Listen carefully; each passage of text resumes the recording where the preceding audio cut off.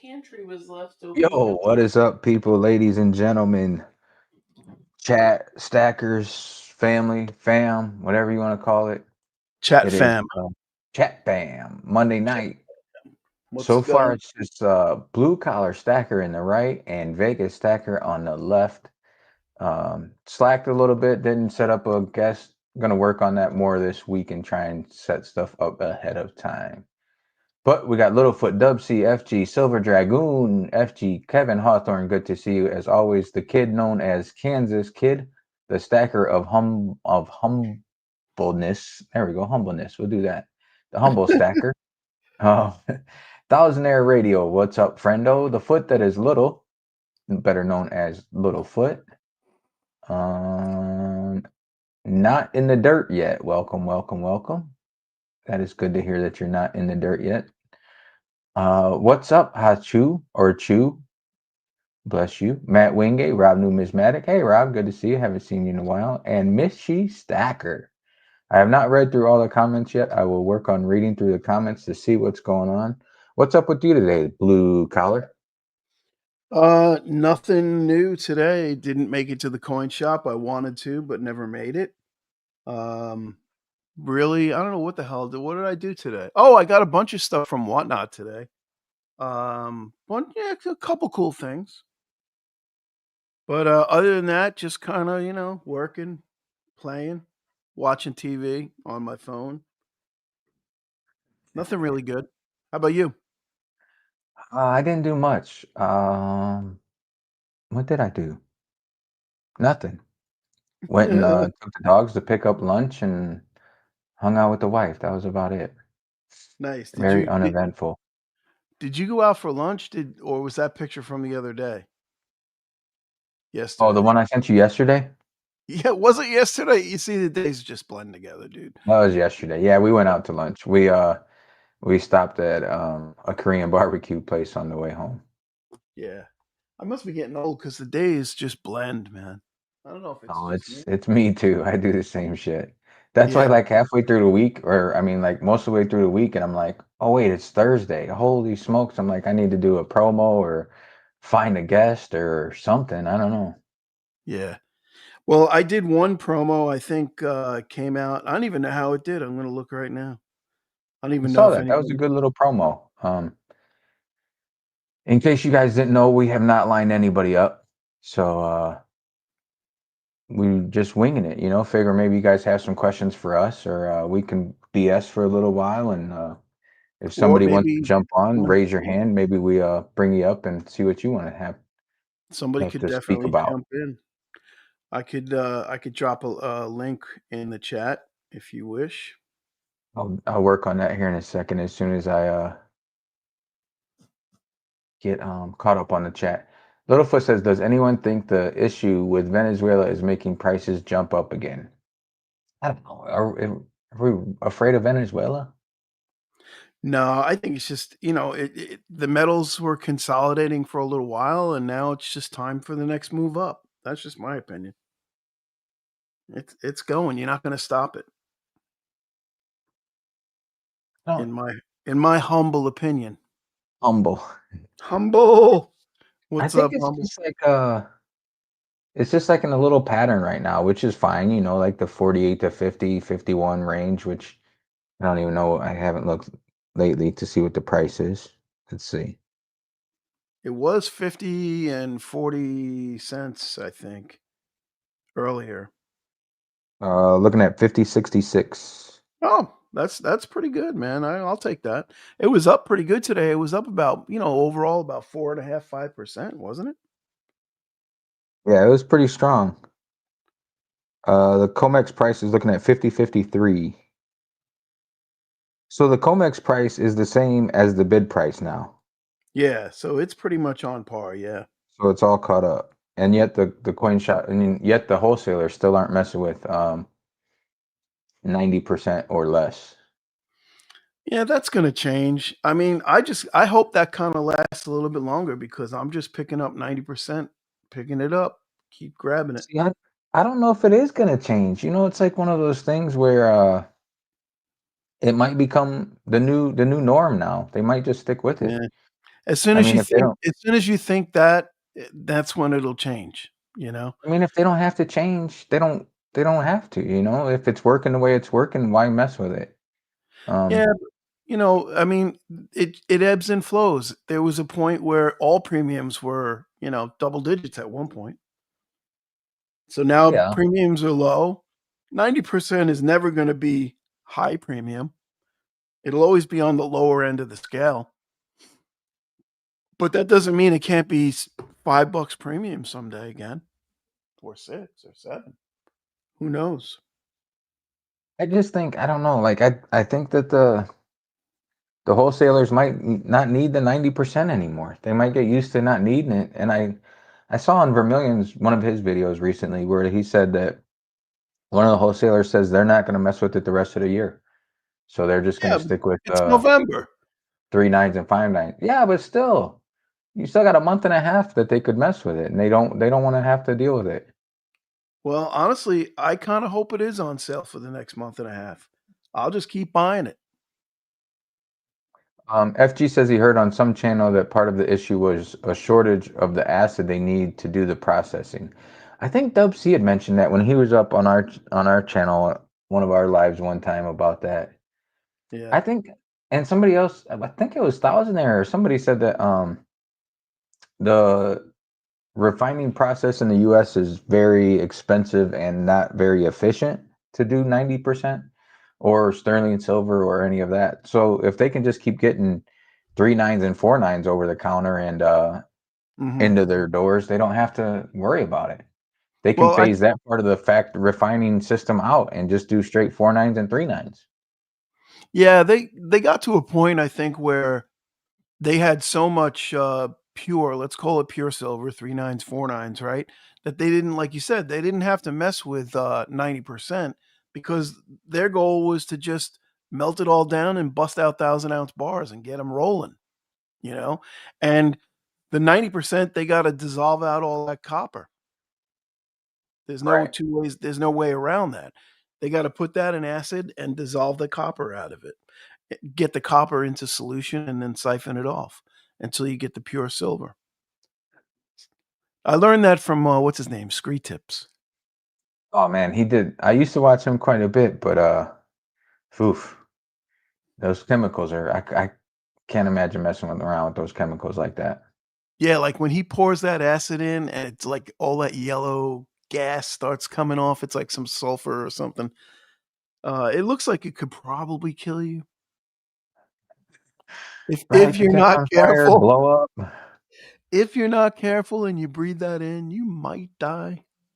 You know what I Makes mean? you knock one over and it goes into a different one. I don't know if you want to be in the house. Yeah. What's up, Fish? So, I'm trying to catch up on all this. yeah, let's jump on that. What up, losers? He says, "What up, losers?" Who Oh, said that? man. Fish? Oh yeah. Yeah, yeah. Yeah, I got my, Cleaners. B Taylor, what's up? I heard B Taylor's going to be on the mob coming up eventually here. yep, B. Taylor, Silver State, what's the other guy? OC. OC. Um, I don't know much about OC because he doesn't have any content, but, um, I know much about B. Taylor. I certainly know Silver State. Those should be good guests for them. Yes, There was somebody absolutely. else too. I can't remember who else. Frostbite. Yeah, something like that. Yeah, I don't know him either though. I mean, I know him from the stream. I don't know if he makes content or not. Yeah, I haven't followed. FG says he loves Korean food. Littlefoot says Korean barbecue is a little bit expensive. Yes, it is, especially in Las Vegas. It's expensive, but Yeah, but everything is. You go out to eat, anything's expensive nowadays. got my silver dimes I want to today. say it was I think it was like $70, $75 with a tip or something. I don't even remember. It was like 70 to $80. And it's all you can eat. So not Wait, horrible. for two people, that's not bad. And it's just the one thing that the wife and I like to do when we were dating. There was a Korean barbecue place that was open 24 hours, and we would go after work at like 3:30, 4 o'clock in the morning. So it's always been a thing for us, like a little Yep. date night type thing. So It that's our sounds little like thing. you're still dating, so that's good though. That's good for a marriage, you know. You do It the is things good. you did when you first met, and that keeps that feeling alive, you know. Yeah. Thousandaire says he went to a Korean barbecue place with a Korean one time. I did too. I- I work with a Korean guy, and that's how I used to go there after work with those guys. So yeah. Now, did they say it was authentic, or is it just like, you know, like the Chinese food that we eat is really not authentic Chinese food? Oh, some of the stuff is authentic. Um, not all of it, but some of it is, you know. Yeah, Yeah. when you go there with a Korean person and they like it and they recommend it, you know, you got to go. Just Yeah. like if you go to a Chinese restaurant, a Chinese person likes it, or an Italian restaurant, an Italian person likes it. You know, it's good food. Yeah. Well, I don't know. I mean, I got it. Where did we go? We went to that place. Went to this place the other night. It was a pasta. It was like kind of like an not expensive, like mid-level expensive pasta slash Italian place, right? And honestly, my pizza joint that's 5 minutes from my house has better freaking food. I mean, it was good. Don't get me wrong, but the pizza place down the road from me is phenomenal. We have a decent little spot right around the corner from our house that's got good pizza and a good Italian place. Yeah. Oh, who do we got? We got somebody jumping up. Who is it? Dub C, the incomparable. Dub C again, he says. Jesus Christ, He's do we with have a us. third host? We're gonna have to name this what are we gonna name this? The Monday Night Mob. He's got his little blankie going out. Gotta I hope get the everybody blanket can hear out. me okay. There he Oh, is. you We know heard the what? door closing, Actually, getting ready. seeing that without any coins on it gives me much more perspective of what it really looks like. It's three dudes, it looks like. Thought it was always a reflective blanket. I don't know. Thought it was a silver blanket, silver and gold blanket. I like how last week he let us see behind the curtain where he keeps his knife. Can you Did I guys hear miss me that? okay? Yeah, Yeah. you're good. So what are we doing? What did you guys want me to do? You could do whatever you want. You're the incomparable Dub C. Juggle. My wife says juggle. Can you juggle? I can.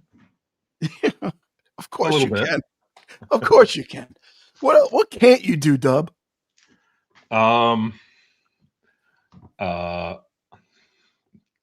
That's a good question. Can't answer that question. That's what he can't do. There you go.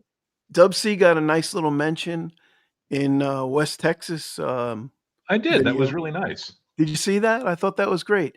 I And did. It put was a- kind of unexpected. And he also really gave me, he reminded me that sometimes I get a little bit too focused on trying to make the most interesting content or live streams in particular. And I might be projecting a very unrealistic precious metal stack. And it reminded me that I need to probably reinforce the concept that when I say I've been doing this for 30 or 40 years, I mean I've been doing this for 30 or 40 years. So what you see when I have a stack of interesting things is not something that happened last night. You know, this isn't something I ran out and bought this weekend. This is stuff that I literally bought decades ago. right.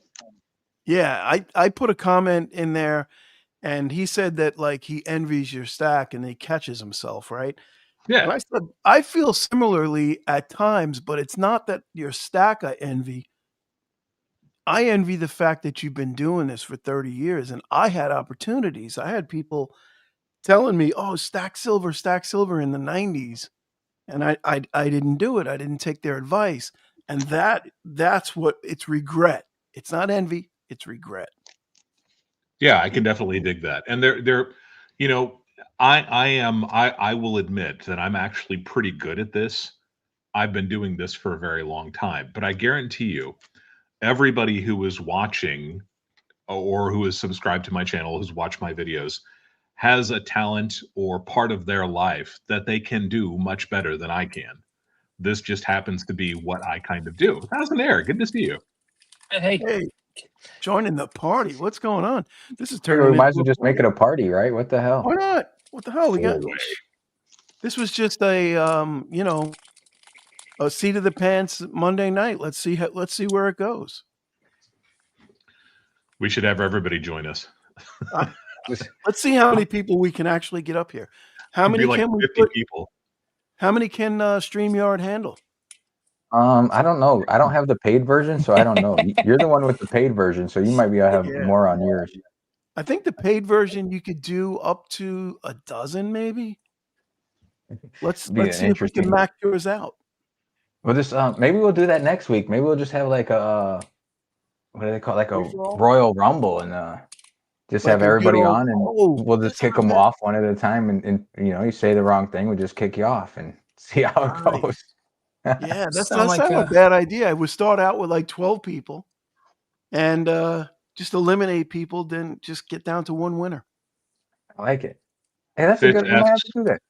Fish asked a question. He asked what my background cloth is. So, right, the background cloth is just a really heavy woven white linen cloth.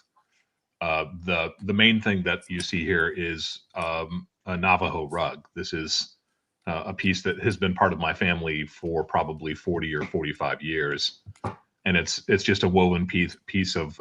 I call it a prayer rug. It's probably not really. It's just probably a 20 by 20 square woven piece that has 3 Navajo holy men in it or spiritual people in it called Ye. Mm. And the funny thing is, until you put it out there without anything on it, I didn't even know it was 3 guys on there. I 3 just figures. thought Yeah. I just thought it was just cool patterns. Yeah, that's hopefully you can see it a little bit better with everything brushed off of it. You want to fluff Dub up? Fluff him up. Give him a fluffing. Sorry, I was reading Average Jane's comment. Oh, what'd she say? You can call next week's stream Stage Toss Monday. Stage toss Monday night. Yeah. So if we had 12 people, that would be 10 guests. Last man or woman standing gets a free giveaway. Hey, we might have to do that. That's not a bad idea, like a competition, but how would you eliminate people? What would be the criteria for elimination? How about like trivia questions? I don't want to do trivia questions. Oh, That's already trivia. been done. That's been done. I just use my iPad. Use my iPad to answer the questions. Yeah. That's been done too. Well, it's funny because even though I'm not allowed to participate, I still jump in on stage dive when LBS does his music questions. And he always says like the genre, or not always, but the one time he was saying the genre and what the question was going to be. So like I Googled it before he even asked it. And of course, I tried to type the answer, but it didn't pop up. But I mean, it's easy when they tell you what they're going to ask. Well, I mean, it's a spoken lyric. So it's not hard. If you just get the first 3 words or first 4 words, you put those things into Google, Google comes up with it in 2 seconds. But like he was like, let's do the top 1 country song of the last 10 years. And then I'm like, and then he was like ready to ask the question and I already had it typed in. Average Jane says you can't say certain words or you get the boot. Well, remember when we were in Craven's stream and I told him every time you say the word mate, you have to take a drink. He was drinking. I think we got him shit-faced in about 20 minutes. He said mate like 15 times. Then didn't he drop his camera off the balcony or almost? I don't know, man. He was getting pretty tipsy, though. He ended the stream pretty abruptly. Maybe Ms. Craven ended it. Miss Craven might have ended it real quick. Yeah, this is getting ugly. We got to get out of here, mate. Dub C with a nice 21 CAC peace dollar. Nice. Yeah, I've we been had Dub C, peace or somebody I've been more? asked looking for blah, blah, blah, blah, blah. Sorry. All right. somebody asked if I was native. I just wanted to answer that and say no. I've got family who's from the American Southwest, but as far as I know, we've all got that 1/32 American Indian blood. But no, I'm not. I'm not tribal or anything. 132nd, like what's that lady's name? The senator.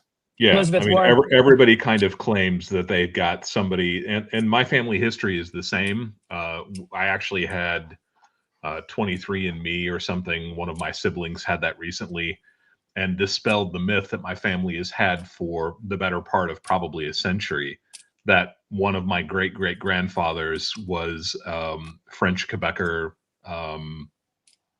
hunter Yeah. out in the wilderness who took a Native American wife, and that's always been part of our family's kind of lore. But with the genetic testing and everything that was done recently, it turns out that we probably have little or no Native American blood.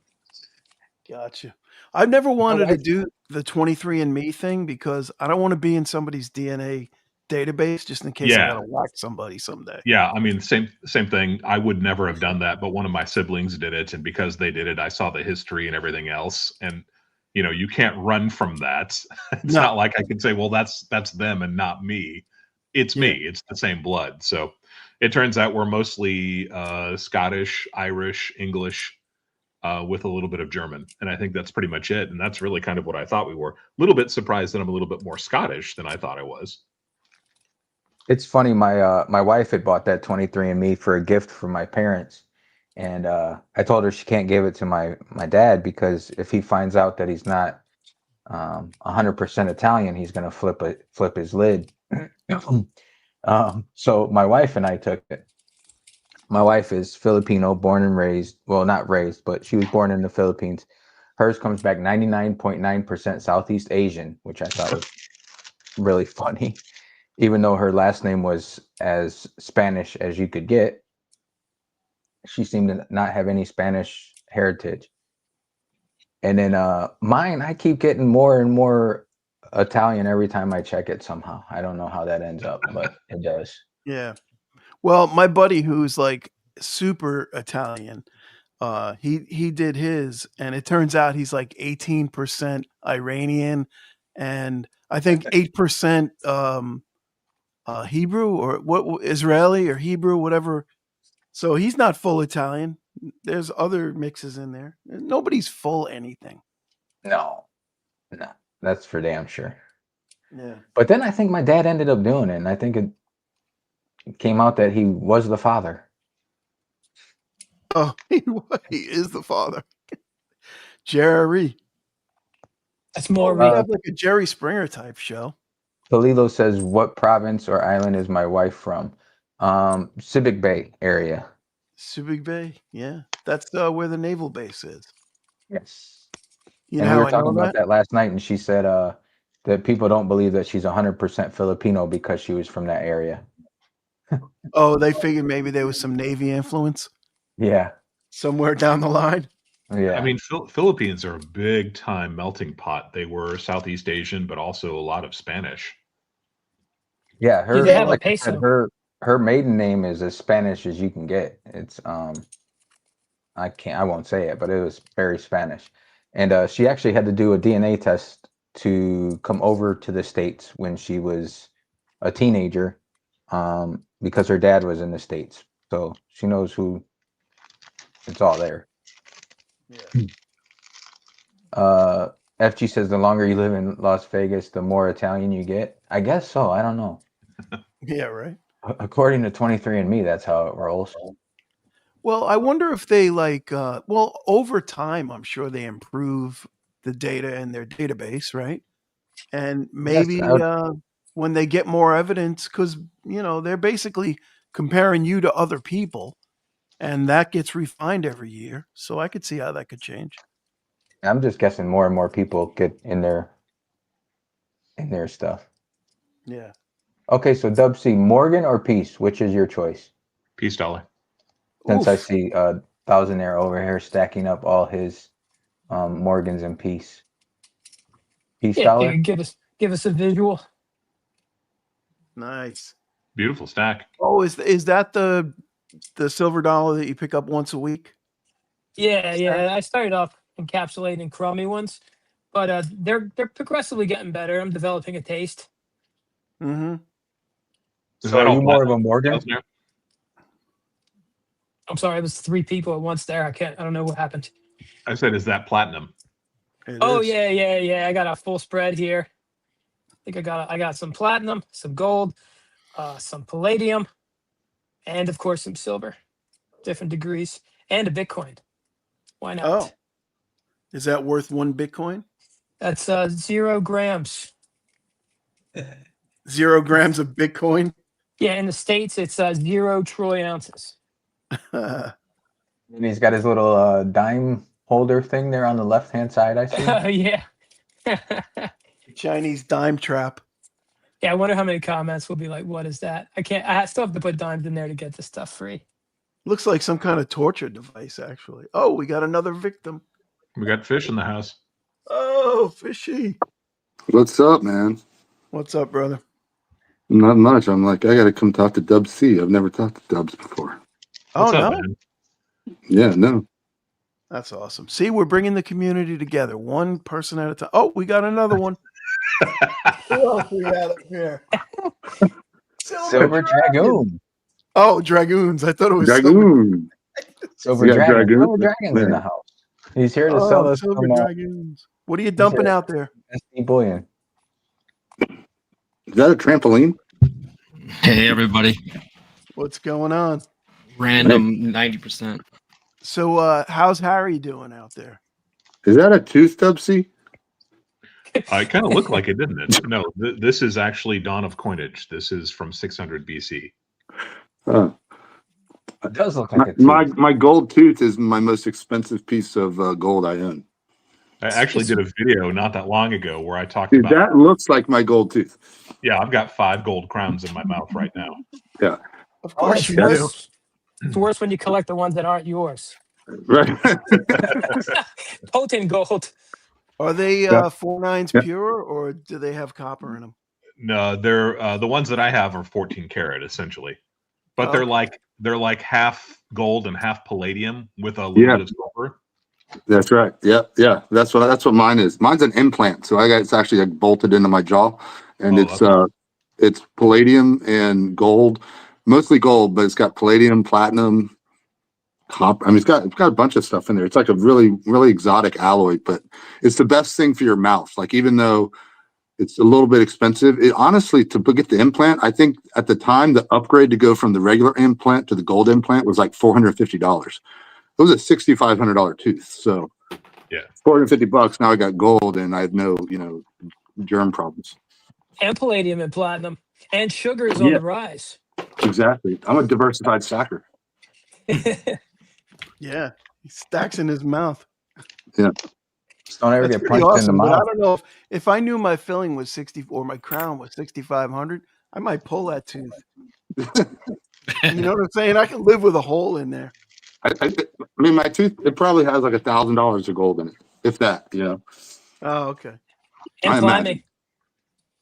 So Dub C, I saw you posted that you said Elemental is back to taking 90%. Yeah, I haven't confirmed that yet. If anybody is an Elemental supplier or one of their local dealers, I know that they kind of franchise out. But I saw something online today that said that they have started buying 90% in sterling silver again.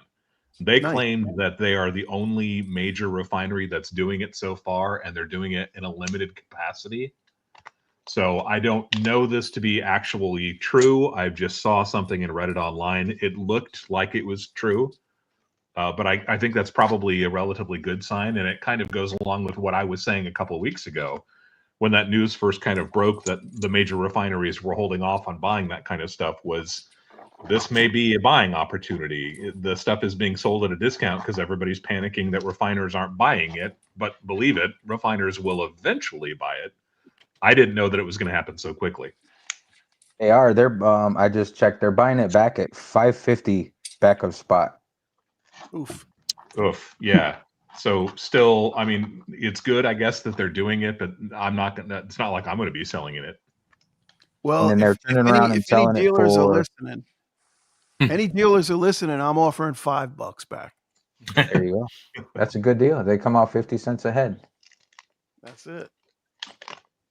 They're selling it for $1.45 back a spot. $1.45. Littlefoot, do you think I sound like Mike Rowe? Micro dirty jobs. Dirty jobs. Dub, somehow I don't think you have a dirty job. We were speculating one day that you hang drywall for a living. Like Dub sees a drywall hanger. That's, there's nothing funny about somebody who knows how to hang drywall. That is a skill and a craft. And if somebody's really good at it, it's amazing to watch. And believe me, No, there aren't that is many not. good drywall hangers left. It's amazing when you see somebody who knows what they're doing, and people who know how to mud and tape really well too. It's the same thing, right? Yeah, for sure. Anybody in the construction trades who knows what they're doing, my hat is off to them. It's a lot of really, really brutally hard work, but when you get to be very skilled at doing it, it's an interesting thing to watch. Yeah. Well, They'll the be the problem. ones stacking Yeah, I'm soon. sorry. I'm sorry, they'll be the ones stacking the silver and gold soon if more people don't learn how to do it. True. Very true. Does anybody in the chat have any questions for any of our 4 guests, or any suggestions to run an interesting show next week similar to this? I got a question for Silver Dragoons. Yes, sir. What do you got in the bag there? Can you fluff him up and show us what you got there? Which bag are we looking at here? Whatever, This? the trampoline, I guess. I can't remember. Yeah, what is it? Oh, this is just a little tray. Yeah. So I've got a little bit of a mixture between quarters, halves, and I think there's a dime floating around in there somewhere. But I've been kind of similar to what other people have talked about. If 90% is going to be sold around melt, I figure why not stack up on it for a while, and then when things bounce back out, I can go right back to rounds and bars just as easily. Yep, stacker of opportunity. Are those sovereigns that you have off there on the right hand side? Are those? Yeah, so this is an English, I guess 2016. I don't know if my camera's a little bit inverted. Sorry, I normally flip it on my stream, so I don't know where we're at here. And then I'm going to be picking up. I think the new thing I'm going to be getting are the $2.50 Indian gold pieces. Yeah. That's going to be probably what I start kind of adding into. Yeah. Do you have a poucho? That's the question. I was convinced by 1,000 there, and if you know, to start up the poucho, and I'm going to try to do that 100 pieces of gold challenge. So. Oh, nice. That's sweet. Yeah. So we're at, I don't know, 8 or 9. So just starting out with gold, but yeah, been fun. Nice. Look at that. That's beautiful. Now, here's the question though: did you buy it off of Fish's link? So he at least made 23 cents. I did not. I wasn't aware of that. Damn it. I'll send you a quarter. Yeah, it's all right. As long as it's a silver quarter. I'm self-sponsored. I have a contract with Thousand Air Radio, so I had to turn down my AppMex sponsor they offered me. Oh, nice. That's Yeah. okay. We'll do good with Big Palcho. Yeah, I told them to shove it. I've got Poucha sponsorships. Yeah, Big Palcho Palcho is wins. going to be a force to reckon with. Yeah, big Poucha. Yeah. What was everybody's motivation for getting into stacking metals over all the other things that you could put your money into? Okay, Let's I'll start. Start from the Yeah, top, work our way around the screen. Yeah, we'll get some order to this, I guess. Somebody has to call on people or something. Just be like, the Vegas, why people don't who you are do that? running You're the the show. host. So I'll start. My whole thing was my brother got me into it. He sort of started watching prepper channels, and he knows I'm always looking for like the next thing or whatever to try and throw money at. And he was sending me all these links to all these channels and stuff, and I started watching it, and I got into stacking a little bit, and then he convinced me to start a YouTube channel. So then I did that too. So that was my whole big thing. We'll move it on to blue collar next to answer the question. All right. Yeah. For me, it was just like a hedge against inflation. After COVID, saw what was going on with inflation and started worrying about, currency debasement, things like that. So I figured, can't hurt. Let's just start stacking a little metal. And it just got to be like a habit forming or addictive, if you will. And now it's become a way of life. That's pretty much Very it. nice. All right, we're going to move on to the one and only Professor Dub C. So the question is how or why I began stacking. Yeah. It's how much time do we have? So News and weather. I've told this story many times before that I started collecting coins when I was 4 or 5 years old. So this has been something that I've been doing for the better part of half of a century. But when it comes to precious metals, it was a natural extension out of coins. I've always been fascinated with the concept of treasure and wealth, something that has kind of molded and shaped who I am. But for pure like precious metal stacking, it's really kind of a sense of wanting autonomy in my life. I want to be in complete control. I've been accused of being an existentialist, which kind of means that you are responsible for all of your actions, for your success, for your failures.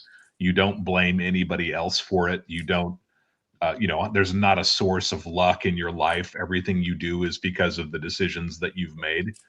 And I think that is kind of probably true when it comes to precious metal stacking.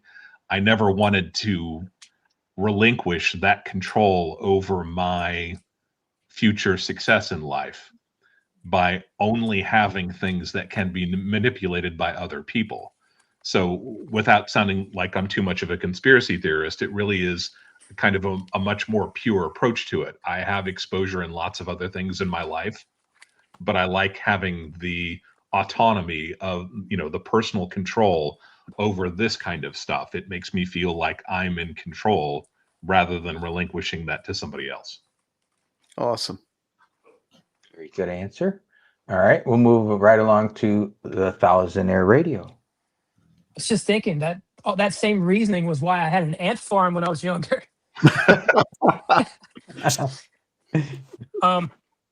My parents used to save me coins, so eventually I started picking out the silver coins, but I didn't really care about the silver. They just stood out as different.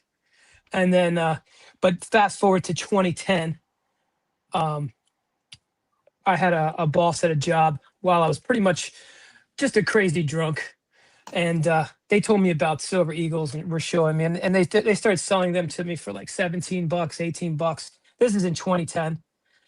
And it was good because I had a hard time saving money because drunk me would want to spend it all. And I would even stop off and get quarters from laundromats and stuff and throw them under the seat of my car. There'd be like a couple $100 under there.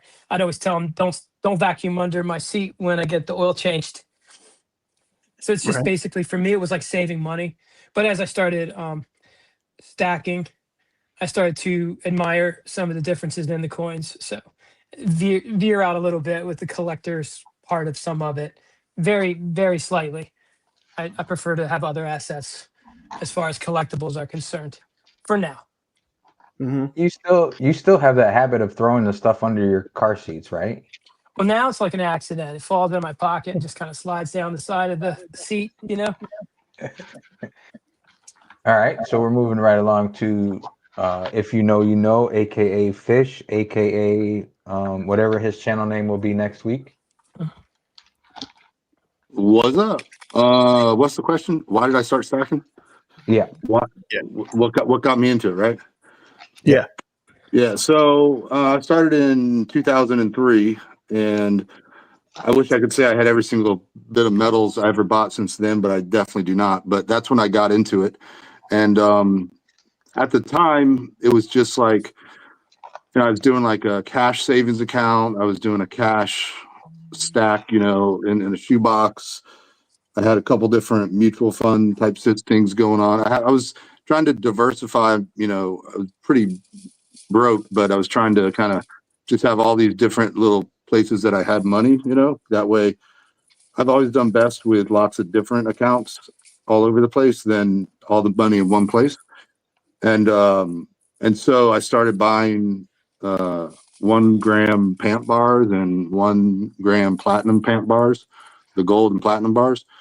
And then I ended up going to a coin shop and I bought some Eagles couple tubes of Eagles back when you could get them for $6 an Eagle. That was nice. And a couple bars. And I just honestly fell in love with the shiny. I was just like, this is amazing. I'll just hold this like it's treasure. You know, it just felt so cool. So that was pretty much it. I got into it to just help me save and kind of diversify up the overall, wealth of the family, not all the money in one place. And I thought gold and silver seemed like it was something. I didn't know much about it, but I just started buying it. I didn't find YouTube till 2018. Nice. So You said 2018? Yeah. I never even watched a YouTube video till 2018. Oh, wow. Yeah. Around And that. the first thing I found was the stacking world. And I really got into that because that was pretty awesome. But yeah. Nice. So I found out that StreamYard only allows 6 people on stage at a time. Oh, okay. Not in the dirt, is it backstage? And I tried to add them, and it's like the studio is limited to 6 people on screen. Please remove someone before adding another. Upgrade if you need more. Of course, Upgrade. They're always willing to upgrade. So Dragoon, now you get to answer your own question. All right, it sounds good. Really, I've been a finance and investment type person since probably around 16 years old. It's always fascinating me, and I guess I grew up with a family, that waste not, want not, penny saves, a penny earned kind of mentality, and I've always been a big saver and investor. And I hate to admit it, but metals were probably they are the last place I actually ended up investing and putting my money into. So I'm still kind of playing catch up. I've been watching a lot of the channels, figuring out, but really the catalyst was the last, 5-6 years. I try not to be a doomsdayer, but I've lost a lot of faith in the management of our currency and country. And so I'm trying to, like some others have said, just sort of get a more tangible hard asset besides sort of like real estate and land, which I think are very important as well. But, I look at my bank accounts and investment accounts and mutual funds, and all it is at the end of the day are digital zeros being controlled by somebody else who has access to the database, and not too interested in that for long term. So just been sort of transitioning out of those and into other things. So, yeah. And also, if somebody is waiting, I'm kind of like the new guy on set. So if you need me to bow out or something, let me know. I do appreciate everybody giving me the opportunity to hang out and be a part of this little community. It's been very welcoming. So let me know what you need. No, you're good. We'll run with this we for a need little you while. to answer some questions. Oh, okay. I can do that. So you're a brand new channel with 8,000 subs. So obviously, and you've mentioned it. It's not like it's a secret that you retooled. So if you don't want to give away the whole thing, your 8,000 subs know who you were, right? So what were you doing? So I, speaking of metals, right? So one of the things I got into at about around the same time I transitioned to gold and silver was collectibles, such as trading card games and things like that. Magic the Gathering, Flesh and Blood, Pokemon, that kind of thing. So the channel really grew from like 50 subscribers to 8,600 for about 2.5-3 years, covering those games. Also, I have a business with buying and selling and trading cards. I have a bunch of collectibles and graded cards and high end stuff. So that was how the channel grew, and then I kind of just got tired of it, and I just stopped making videos for a while. And I have a Discord server where we, the people that were close in the community, still communicate and hang out. And I'm going to events still, but yeah, I told him a while back, I was like, look, we're gonna make a transition. The passion just isn't there for me to talk about it. I did daily live streams for about an hour a day, every day for something like 250 days straight. So it was a bit of a question.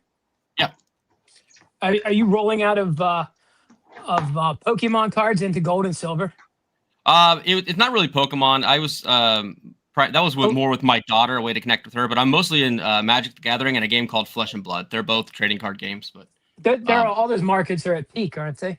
Yeah. So I'm selling out of those and then moving into something else. I'm not setting you up. I think that's brilliant if that's what you're doing. Yeah, absolutely. I mean, I've still got a plenty of money in them, but I'm definitely selling them off to people. I'm going to a convention in Philadelphia. That's why I'm going, and I'm going to be selling a lot there as well, and visiting the Philly Mint and hopefully buying something that's way overpriced, but a little memento for the occasion. Yeah, nice. That's awesome. Do you find that your subscribers translate? Do they transfer, or do people kind of ignore Uh, your metal content? I would tell you, if you're ever going to do what I did, you basically kill your channel. Um, but Hey, you dude, I can give you lots surprisingly, of advice on that. surprisingly, I've actually got a lot of DMs of people saying, "Hey, they're really digging the new channel, the new direction."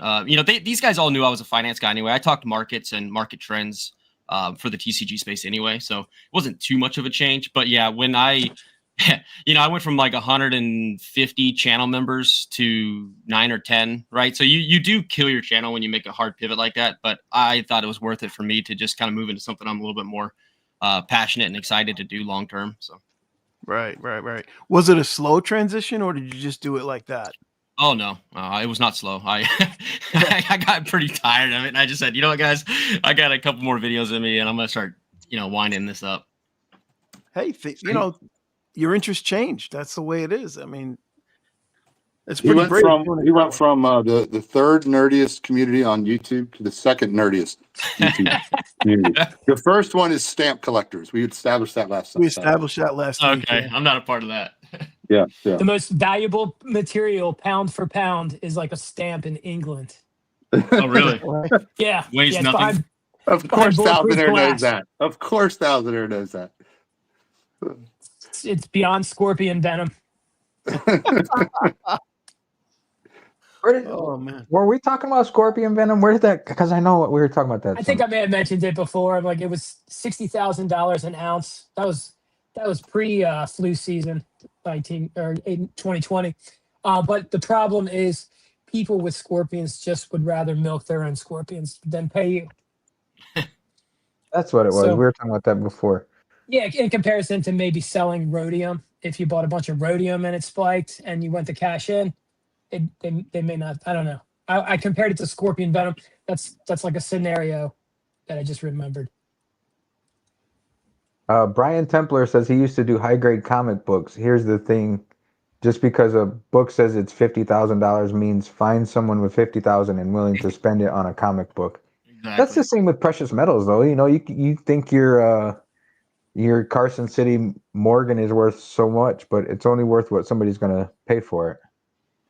Yeah, I mean, if you want to speak to that a little, so the idea here is that the more high value of something you have in a niche market, the smaller and smaller your potential buyers are, the pool of buyers. So it really comes down to networking at that point. You need to have a pretty vast network of people, so you know at all times what people are looking for, and you can kind of connect those dots. So that would be And the key. time.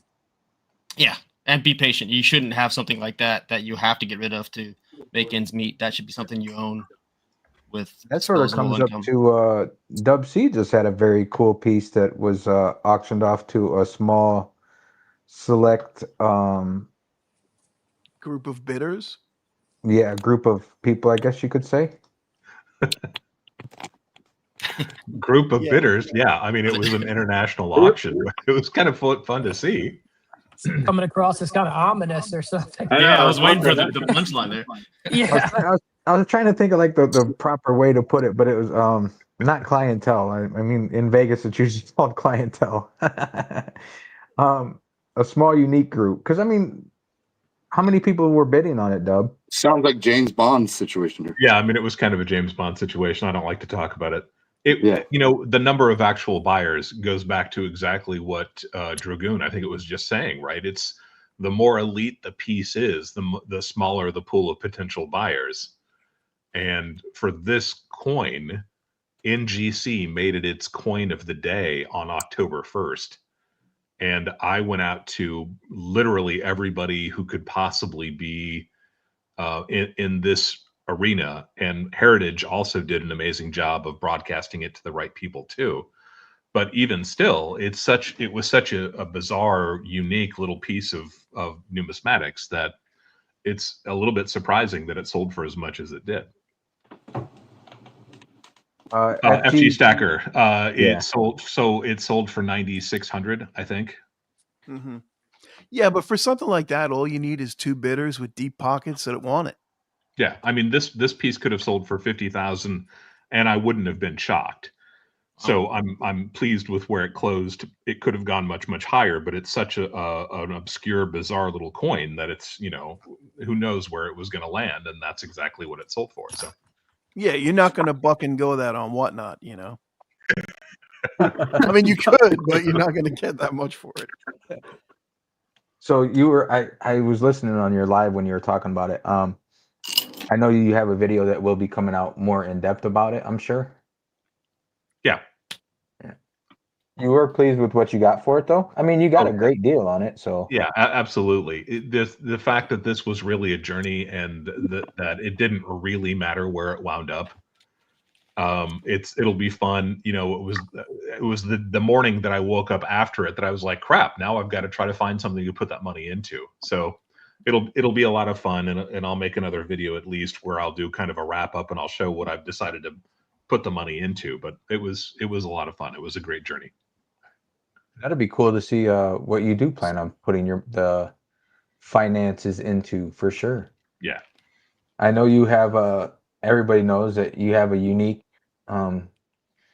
collection selection, and it won't be just 10-ounce bars for sure. Yeah, I mean, I've said for a long time now that I'm searching for platinum, for interesting platinum, but honestly, I don't know. I mean, especially if you saw the market today, all of the metals went up pretty heavily. So who knows where it's going to be. I said in the live stream that Heritage won't be paying me that money until the end of the year. So it's going to be December 22nd before they actually cut a check for me even. So it could be well into 2026 before I even know what I'm going to be doing with it. But if something comes up, you could always cut a check yourself and reimburse yourself later. Yeah. And it used to be that I hated doing that. It was like when I was a metal detectorist, and I still am, but I would clean all my clad coins that I wasn't going to keep at the end of the year, and I would spend that money on something that I really wanted to find with the detector, but that I couldn't.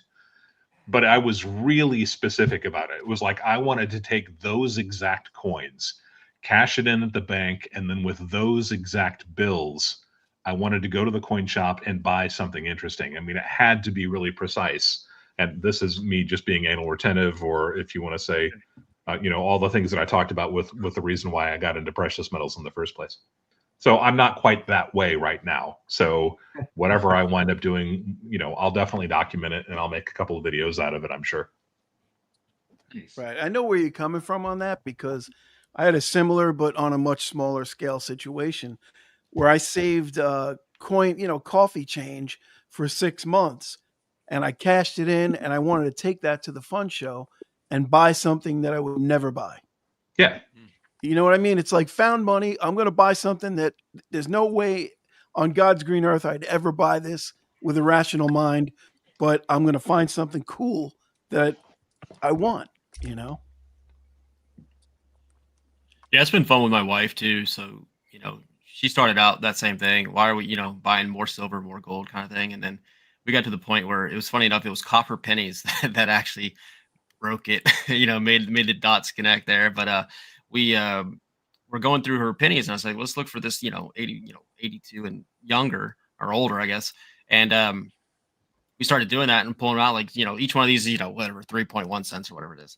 But just going through that and looking at the history of the coins, and you pull out a 1919 wheat coin or something, and so now our coffee table in the living room is actually 34 pounds of actual copper pennies, and we're going through looking for key dates and double dies and all that kind of stuff. So it's kind of been a fun little way to talk money with somebody who probably doesn't want to talk money all the time. Force her into it, I guess.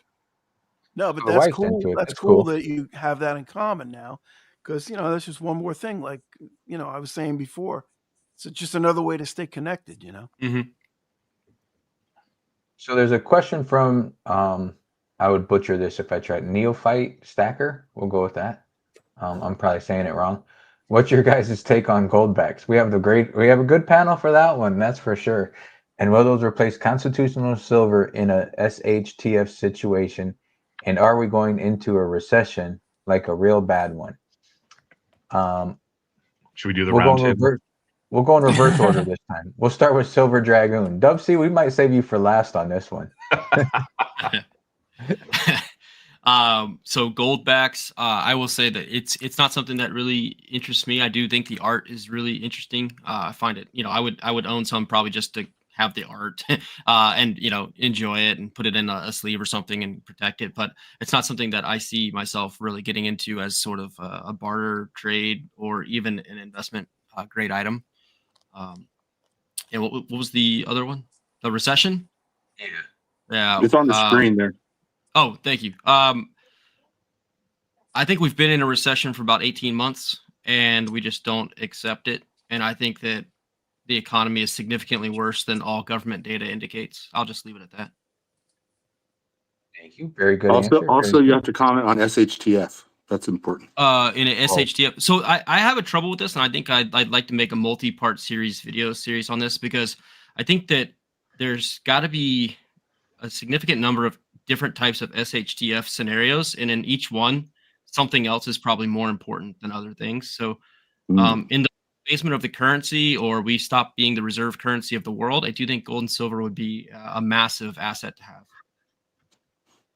Good answer. Very good. Fish, bringing you up. Alrighty. Yeah. So on Goldbacks, one of the most profitable investments I ever made. I used to do absurd videos, basically, where I would buy stuff just for the content of it.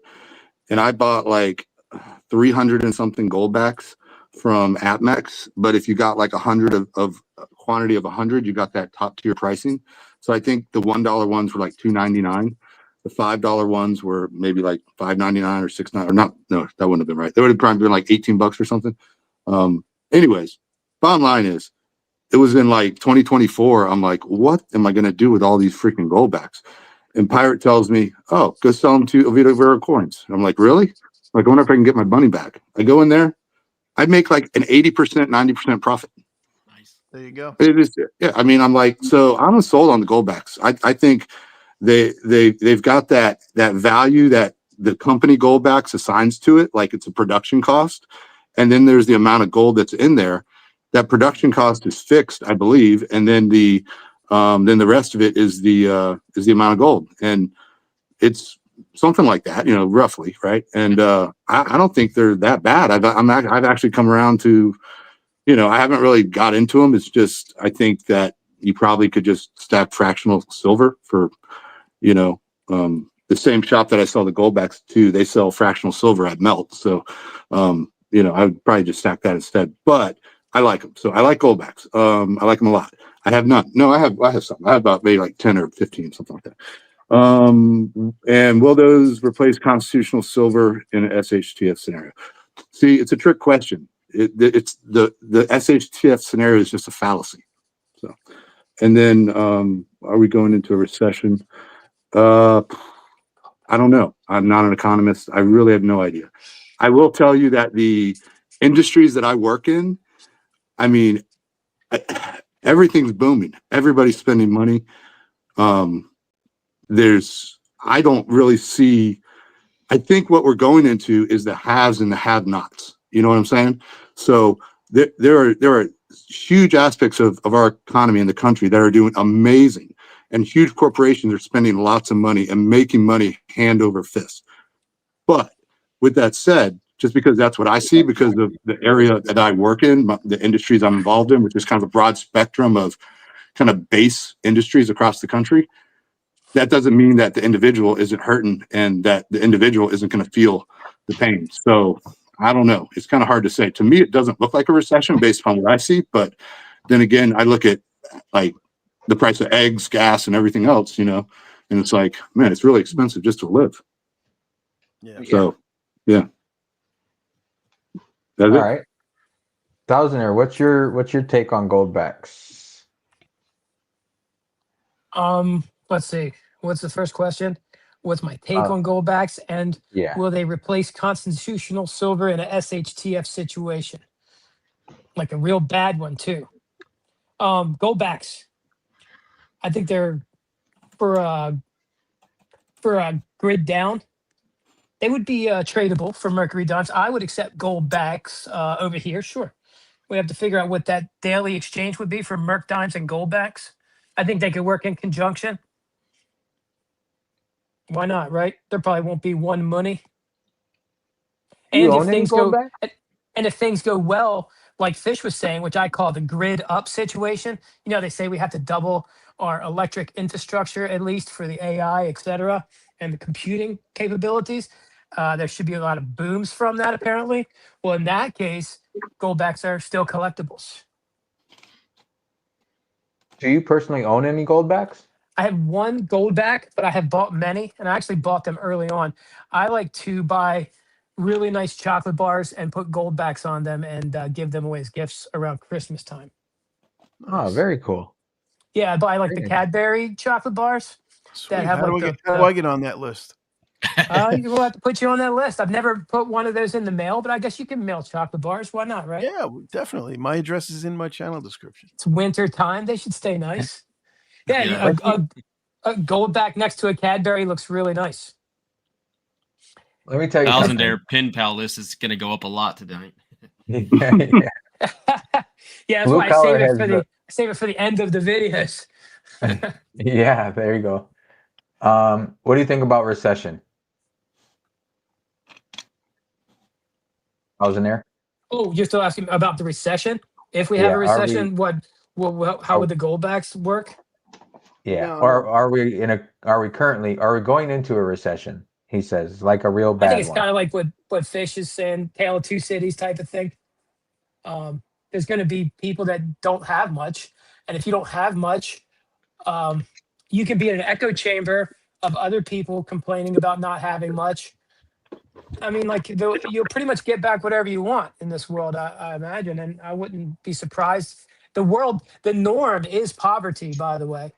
Like Yeah. most of the world has always been poor and starving, and now if you're poor, I guess you become overweight because of the processed foods are inexpensive, but still poor nonetheless.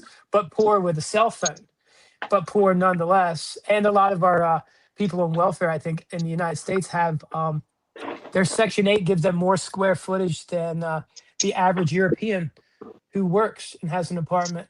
It's hard to say.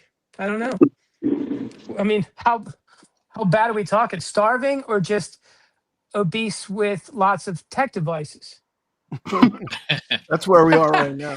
Yeah, like what is poor? Like do you have a bad internet connection because it's government, Yeah, that's true. But if it was really bad, Goldbacks are gold. So, yeah, I great would answer. accept them. Yeah, I mean, will you get your whole premium back? I don't know. I mean, I would imagine you would definitely get something back because of the visibility, and that's a thing. I mean, I still have a bit of qualms about maybe testing them, but I think I have seen them tested. But maybe down the road that could become an issue. I don't think it is now. It's actually a good point. Like right now, ain't nobody making but a couple of reputable places. But yeah, suddenly Goldbacks out of China all over the place, flooding the market, and they're really made out of tinfoil.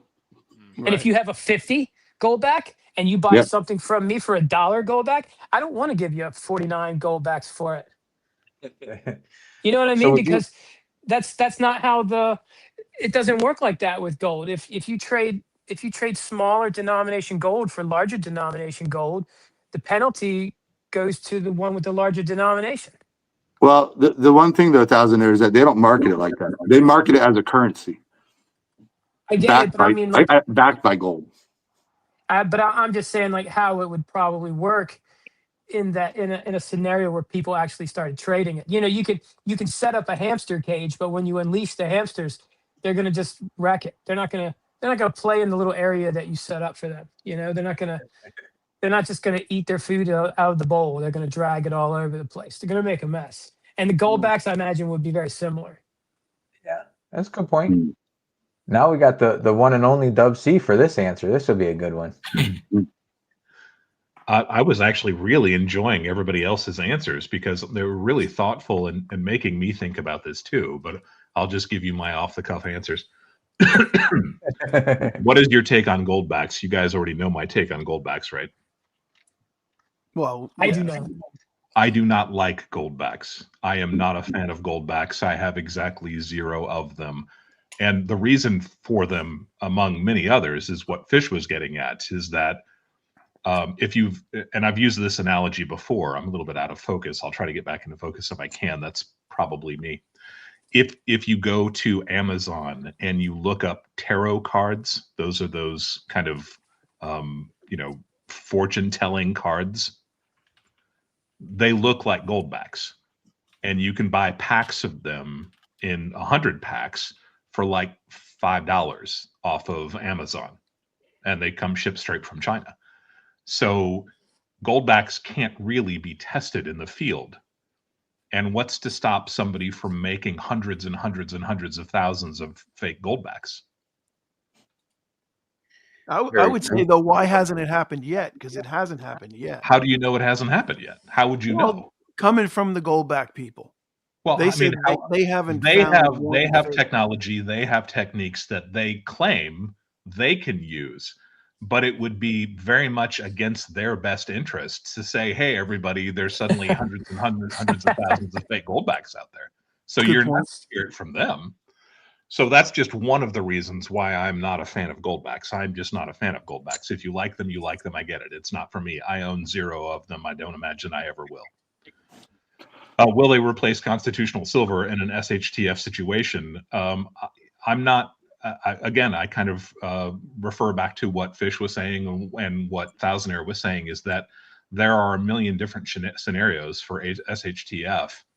And I'm not convinced yet that constitutional, that 90% will be effective as a medium of trade in most of those scenarios.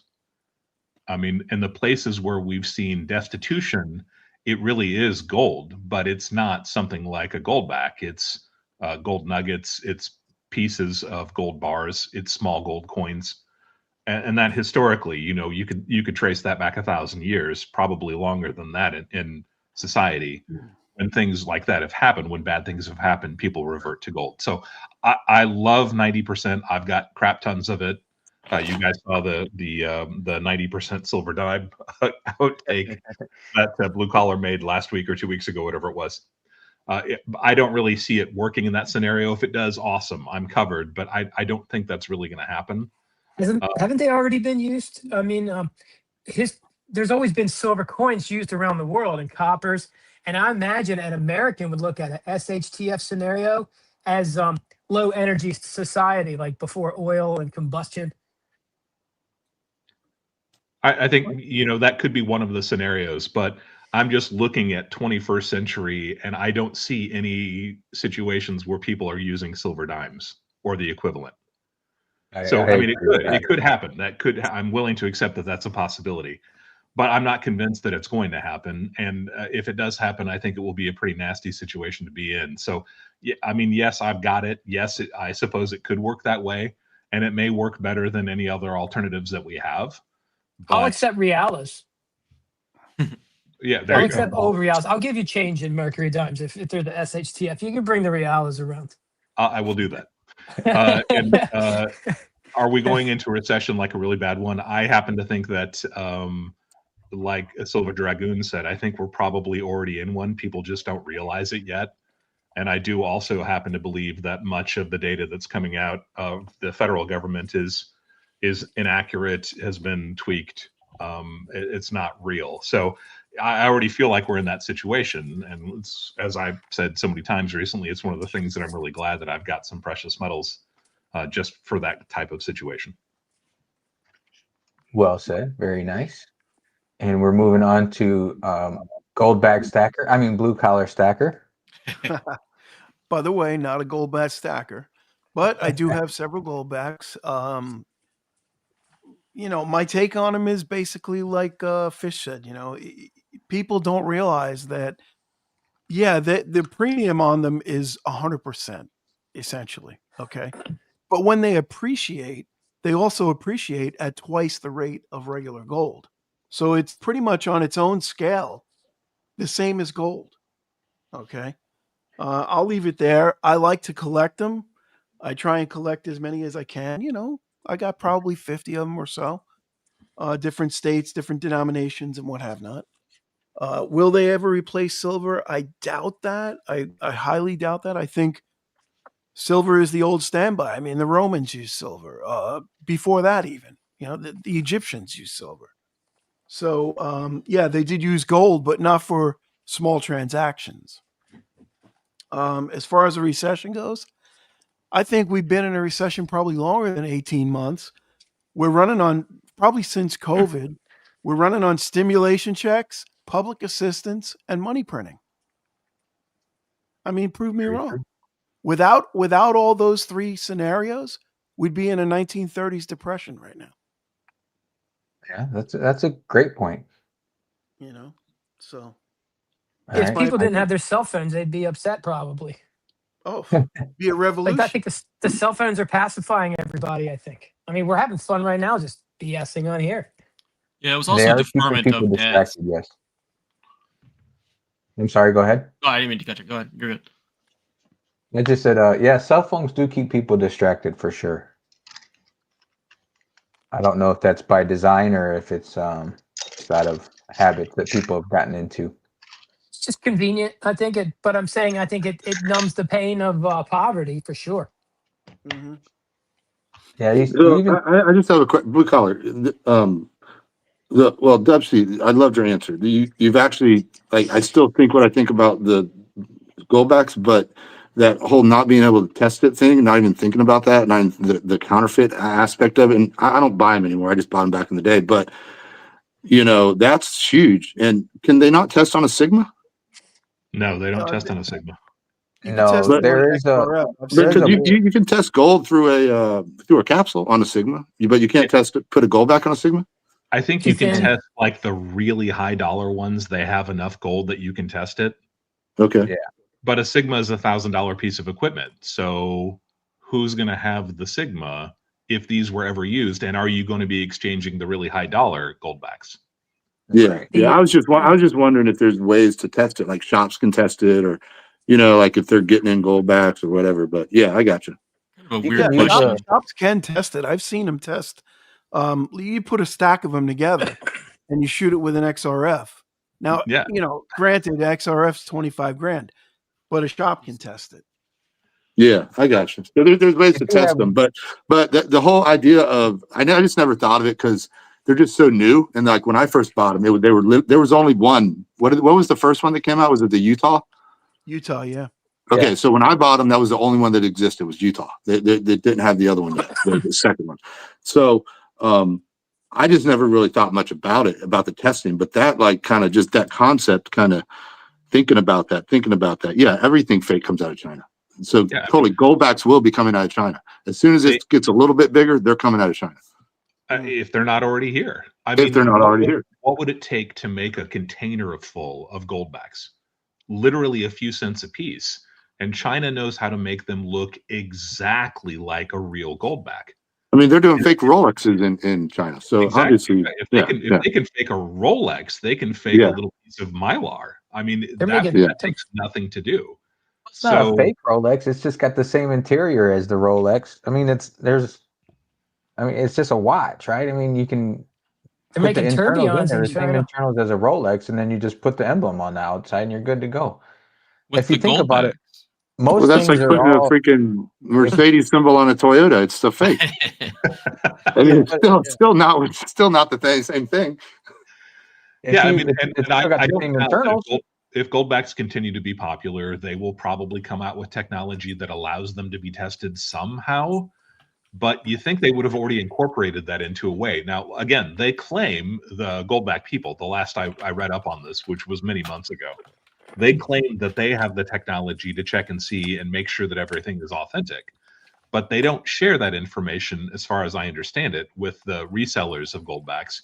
And I doubt any of the stores that are taking Goldbacks, which I think the number is really, really highly fluffed up. I don't think that it's anywhere near accurate. I doubt those people have anything to test them. So one container, and imagine a cargo ship full of containers of Goldbacks flooding the market. No one would know what was real. Dude, this is like Lethal Weapon 4. You remember? This is it's gold. We need Kelly. the Chang brothers or whatever. You remember? Because he knew how to do the with yeah. Yeah, I mean, You can. Am You Am I can the only one imagine- that saw that movie? Come on. No, Lethal Weapon's the best Yeah, Christmas movie I cut ever, it off and you at got to Lethal watch Weapon all of them. 3. Was that Lethal Weapon 3 with Chris Rock, or was it 4? No, it was 4. It was 4. Okay, yeah. With the brothers and Jet Li. You can test the back of them. They have the newer ones. They have where you can use a black light and it shows the stuff. I don't have a black light or whatever light to show the back of them. My take on Goldbacks, they're cool. They have a purpose, just like any other thing in your stack. Do I stack them? No. Do I have some? Yes. The ones I have were actually bought for Whatnot, and others I got in a trade for some 3D printing stuff. Will they replace Constitutional Silver in a SHTF situation?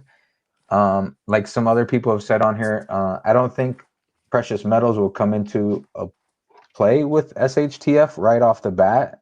It'll be more goods and services, beans, rice, food, tobacco, alcohol. Being able to fix something, plant something, help somebody out with something will be more of a SHTF scenario in that aspect. As far as a recession, from what I see on a day-to-day basis in my profession, I don't know about a recession.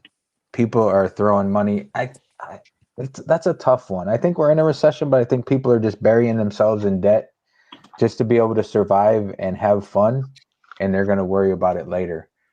Because like I said, in my profession, I see people throwing money away like they're mad at it. They can't get it out of their pocket fast enough. So They Yeah. throw it in the streets in Venezuela, right? definitely. yeah.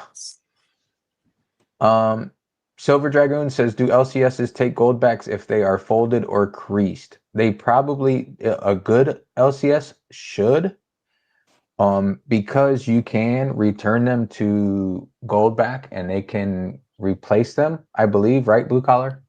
Yeah, if they're damaged in any way, as long as all the product is there, all the gold is there, like say it tears or whatever, you slam it in the door and it gets a hole in it or whatever, you can send it back to Goldback or bring it back to any Goldback dealer, and they should replace that without question. Okay. Because they can be sent back to the manufacturer, and you get full credit for it. There you go. I mean, I think there's going to be a place for them. It's just a matter of getting used to it. Like anything else, the more people see them, the more people use them. And I Dub C, I get what you're saying as far as it's a possibility, but until it happens, we won't know. It's already happened. As what, the counterfeiting Yeah. of Goldbacks? Yeah. How would you know? I Googled it. I This said, is what I causes Googled, the are there market fake crash. goldbacks? Well, you can't AI confirm said, that yes, it's there are happened. fake goldbacks. While goldbacks are legitimate products containing 24 karat gold, they have also attracted attention from scammers who create counterfeit versions. Oh, I mean, son of a gun. All it takes The is counterfeit versions don't even look like what they're saying. No, Yeah, they but just make gold notes and sell them. Yeah, They're but not- does they're not everyone like have a counterfeit- legit to compare? They make counterfeit U.S. notes. Do we stop taking those too? Right. I You know will what I not mean? take your counterfeit notes. They're claiming these are the counterfeit goldbacks, which if you see these are obviously not goldbacks. Yeah, I mean, that's you should be able to confirmation look at bias. it and know. Those look hokey, but Yeah. believe me, China can produce something that looks absolutely identical to a goldback, and you would not know. Lethal So- weapon. Admit, though, that there's more fake U.S. currency in circulation than there ever will be of goldbacks. That's a good point. You could be. I mean, I have never seen a fake goldback. I've probably seen 10 real goldbacks in my life. So I wasn't saying that there are fake goldbacks out there. I was playing devil's advocate. But all it's going to take is a rumor started on Monday Night Metals with some chuckleheads talking on YouTube to absolutely destroy the goldback market. If it spreads like wildfire, that there are hundreds and hundreds of thousands of fake goldbacks out there, and people start to realize they have absolutely no way to test their goldbacks other than to burn them up and destroy them, then the entire market could tank overnight. Yeah. Yeah, I would I've say got though a that the question for average will Dub C. grow. Go ahead. I'm sorry. Go for I have it. a question. Dub C, I got a question because I've been just really appreciate you being on here. I'm loving your answers and your insights on all things and your dry humor. I appreciate it as well. Thousandaire and I have been in a, it's a bit of a, tug of war as far as what's the best crypto. And we go back and forth on this, but I thought, well, forget the best crypto. What do you just think about crypto in general? This is a really complex question. I have a little bit of exposure to crypto. I have zero Yes. exposure to goldbacks. Okay. All right. And, Are you and into utility? My exposure to crypto is limited to, and I'm going to try to remember the names because I haven't even really looked at it very much. Obviously, Bitcoin. I don't have quite a complete Bitcoin, but I've got a pretty substantial amount of them. I was in pretty early, but I wasn't in heavily, really early. And then I've got Ethereum, and I've got Bitcoin Cash, and I've got one other that was, relatively well known 4 or 5 years ago, but I don't even remember the name of it now. So you have no problem investing in something that was conjured up in somebody's imagination and out of thin air with nothing, absolutely zero, nothing behind it, versus a gold-backed currency that has 50% intrinsic value of gold. This has utility behind it. I completely get what Blue Collar is saying, and I know he's being dry humor also, but he's not wrong. I don't use Goldback. I mean, rather crypto. I understand what it is. I think I've got a pretty good idea of what it is. I have exposure to it because I think that the market was going to explode, and it turns out that I wasn't wrong. So I've got limited exposure just so I could capitalize on everybody else's fanaticism for crypto. But I'm not especially a fan of crypto myself. I got you. I hear you. You got some exposure. You're not like scared of it, but Yeah. you just have some limited exposure. I got you. I think that's a common sense approach. I don't understand the people that are just like furiously anti crypto and not in the dirt yet. Said in the comments, well, what does the U.S. dollar have behind it, right? So that's fair. Yeah, right. And so I don't, I totally get people not going all in on crypto, but I think it's foolish to have zero exposure when it's pretty darn easy to have exposure. Yeah, I mean, I've got stocks and bonds, I've got mutuals, I've got ETFs, I've got real estate, I've got coins, rare coins, I've got gold and silver and platinum. I've got a little bit of. We know you're rich, okay? We know you're rich. Wait, okay, last question. This is my last question. You got to go on camera there for me. Can you go on camera for me, or can you put me on camera? What do you want? Where are we at? Fish. There we go. Do you have porterhouse cufflinks? That is, I guess, because you have everything else. No, Fish. If you didn't realize it, if you didn't know it, I'm a vegan. Yeah, WC is not a meat eater. So it's a funny thing that you would ask me if I have that. That makes it even funnier. You know what? Yeah. That's good, because so far I was like totally basically fangirling over Dub C over here. I'm like, if this guy isn't perfect, I don't know what is. So I'm glad that you have one glaring blemish in your life, because otherwise it would have gotten weird. You know what I'm saying? He's got as many porterhouses as he has goldbacks. Is being a vegetarian a reason to kick somebody off the panel? I'm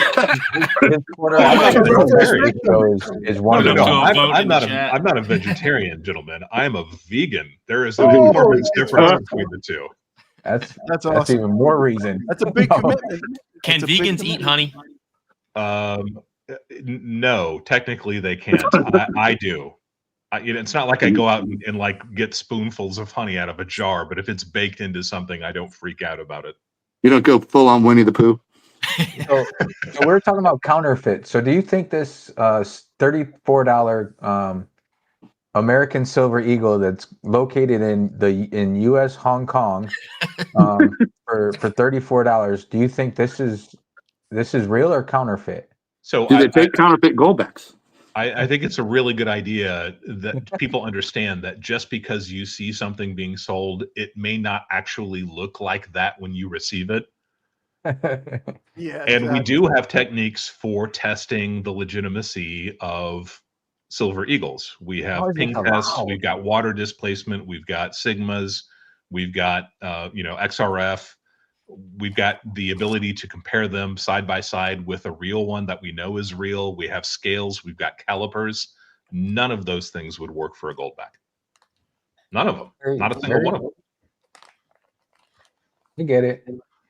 Like I said, the only Goldbacks I own are because of I've got them in trade. So, and I've always said, this is something that I've stressed since I began my channel, that a journey into physical precious metals is a very private one. Whatever you feel is right for you is right for you. But the question is asked, what do I think about them? I don't like them, and I have 0 of them. But if you like them and you like stacking them, you like collecting them, you're a big boy. I'm not going to tell you can't do it. But you're not going to give them any goods or services during the SHTF for them. Oh, I'll give them the goods and services. Just no ribeyes. Check out this proof dollar I got for got it for $1 on Whatnot. But can you tell? You can tell that that's a fake, right? Oh yeah. I mean, that doesn't even look right. Not 2 L's in the word dollar. There you go. 2 D's. 2 D's. Wait, there are 2 L's. There are 2 L's actually. 2 It D's. says D. It says DORRA. Oh yeah, this is double D. This is double D. D-D-O-R-A-R. He's got a stutter. Dollar.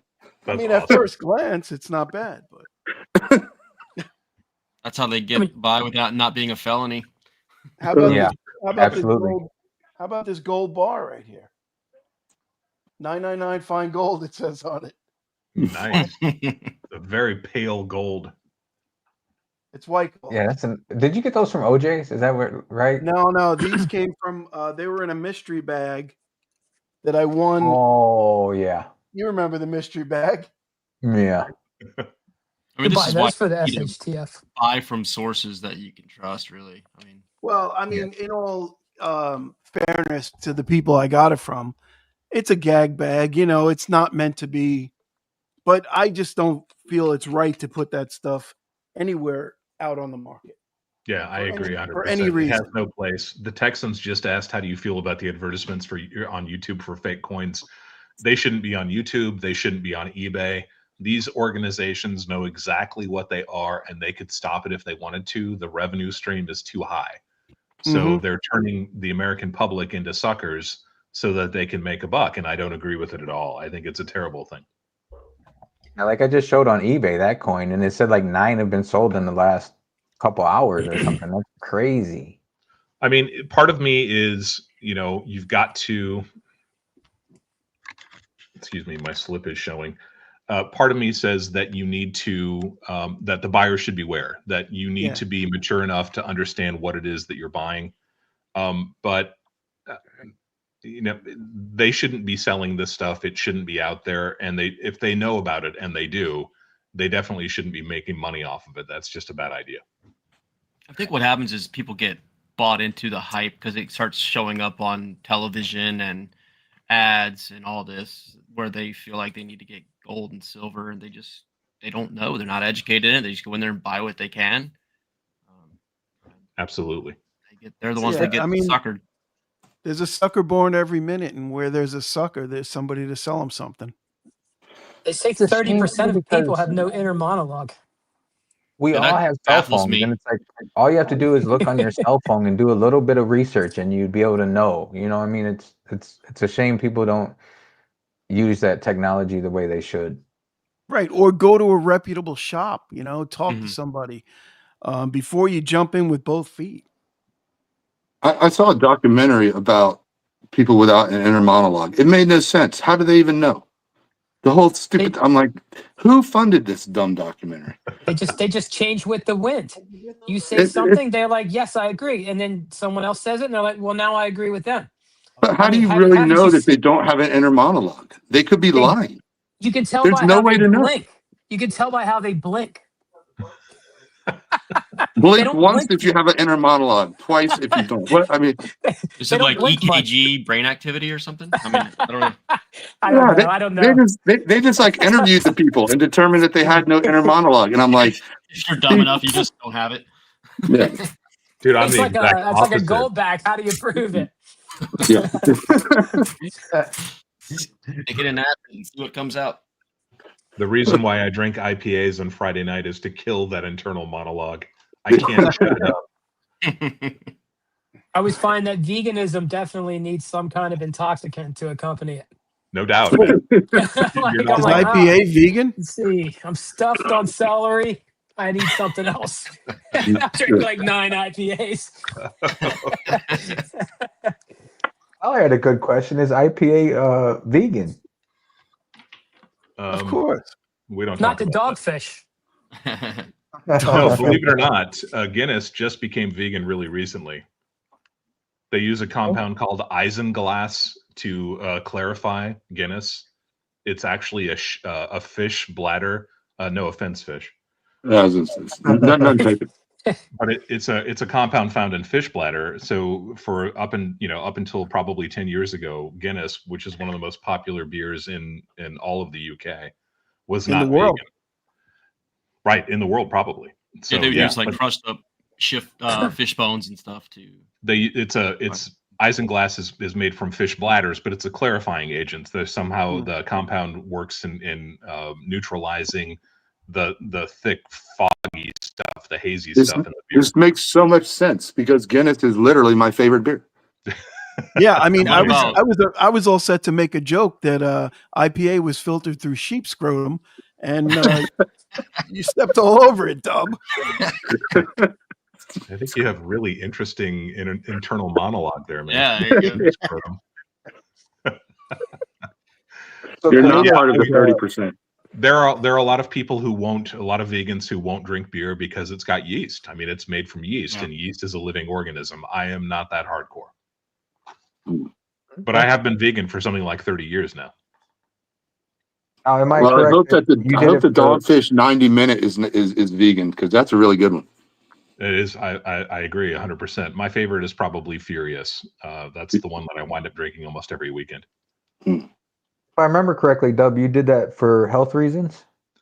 No, it's really more environmental impact. I want to make the Okay. smallest impact that I possibly can. Well, you Health make a reasons. huge impact on YouTube, so That's true. I suppose I do. It's your his carbon impact- credits. It's a good impact though, so that's a good thing. I hope How that's much the case. electricity is used to watch Dub C videos? I think a lot. I know. Uh-oh. We just Yeah. hit that milestone. We Uh-oh. just hit 8 years of watch time on my channel. Wow. And Holy cow. 7,000 subscribers. Yeah, that's crazy. Look at you go. See, I Who mean, knew? you're not doing good for the environment, Dub. See, that's a lot of electricity, a lot of internet, a lot of global warming. It's like mining Bitcoin. That's it. Dubcoin, the newest crypto. Now you're talking. Dubcoin. Ooh. One of my friends actually created his own crypto at one point. It's not hard to do. Yeah. I No, forgot what he you know, named it. it really isn't. You can go on and make your own crypto tonight. Yeah. Hey, Fish, I just wanted to point out that what you see here is 86 gold coins. Oh, nice. You're only 14 away from being a real American hero. These are just the small European fractionals. That's Nice. just what he has That's the tip of happened the to have iceberg. handy at the house. That's not the vault. Right. Yeah, No. this is just the stuff that was in the box next to me. So I Well, got a question. the for rules Dub are, C. the rules of the 100 pieces of gold challenges. I don't care if you have 5,000 pieces of gold. You got to start with an empty poucho and you got to start filling it. And you can't fill it with gold you already got. So at the moment, yeah, in that's pouch, as far as like how much poucho clout you have, you got zero. I got 0. I admit it. Zero. Because you have no Yeah, poucho. I was But going to once ask you him, fill is a he gonna poucho, join the poucho craze? Then you join Poucho Nation, and then you just you know what I'm saying. That's kind of how it works.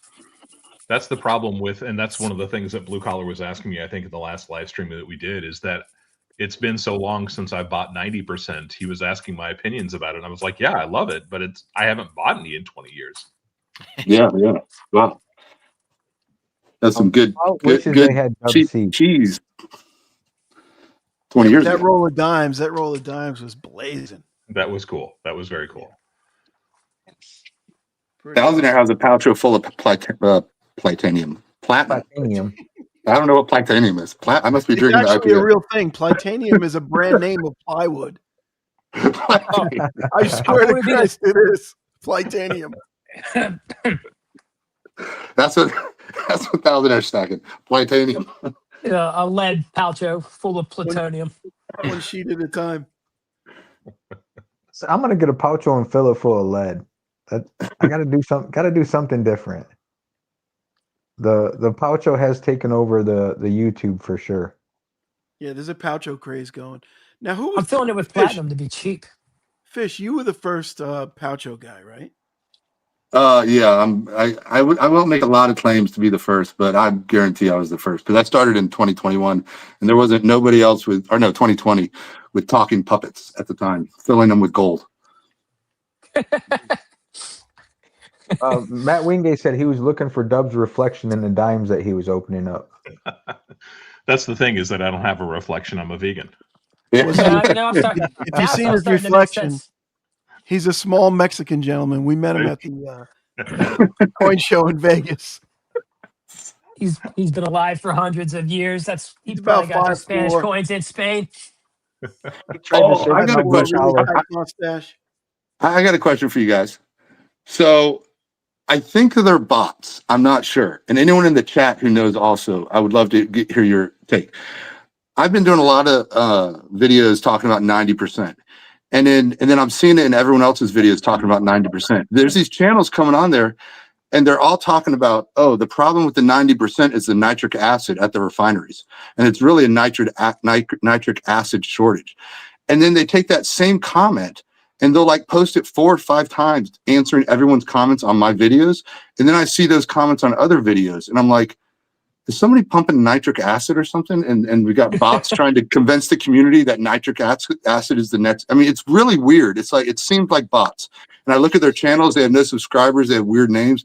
So I've just started banning them. Anyone who talks about nitric acid on my channel, you're out of here. I just ban them all. But it's really weird. Has anyone else noticed? Yeah. Why would they do it? What's their I incentive? heard it What from could Local be? Silvermint. If you guys watch that channel, he came on and said he had a friend in like the Department of Defense or something, and that they told him that nitric acid production was. Do you know that person is an actual real person? Well, Local Silverman, is that Silver Dave? Yeah, Silver Dave. Yeah. Yeah, So I've he heard that is. this is a thing. That this is I don't know really the a thing. source. But bots pushing it is bizarre. Why would anybody Yeah, that would comment be on it weird. and keep on commenting? It's like dead internet theory. Most of everything that we see on the internet is driven by bots and has no, real foot in reality. So I just don't understand why they're posting it in like so many. I mean, they're like really passionate about answering to every on my channel about this nitric acid stuff, and everyone must know this. And I'm just like, it's very strange. You know what I mean? I just got a weird vibe from them. I'm like, you guys are bots. You're not real. So I didn't know if anyone else was seeing that on their channels. If you are a bot, put a 2 in the chat. Yeah. For engagement, right? Please put a 2 in the chat if you are a bot. Yeah.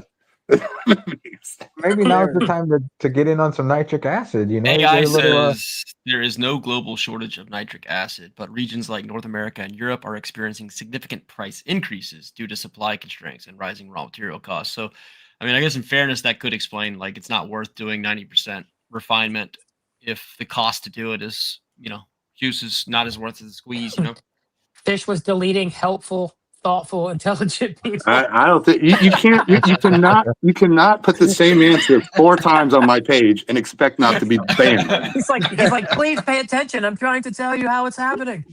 For all you bots out there, you can come over to you my are channel gone. and put that in my channel. There you I go. will You're not out of ban it. you, I guarantee it. Please leave a comment, even if you're a bot. Yes, Yeah. I need all the comments I can get. All right, so here's a question for the panel.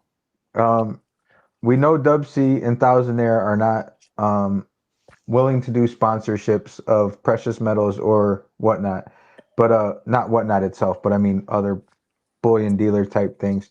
Littlefoot wants to know: would you accept a sponsorship from a nitric acid company?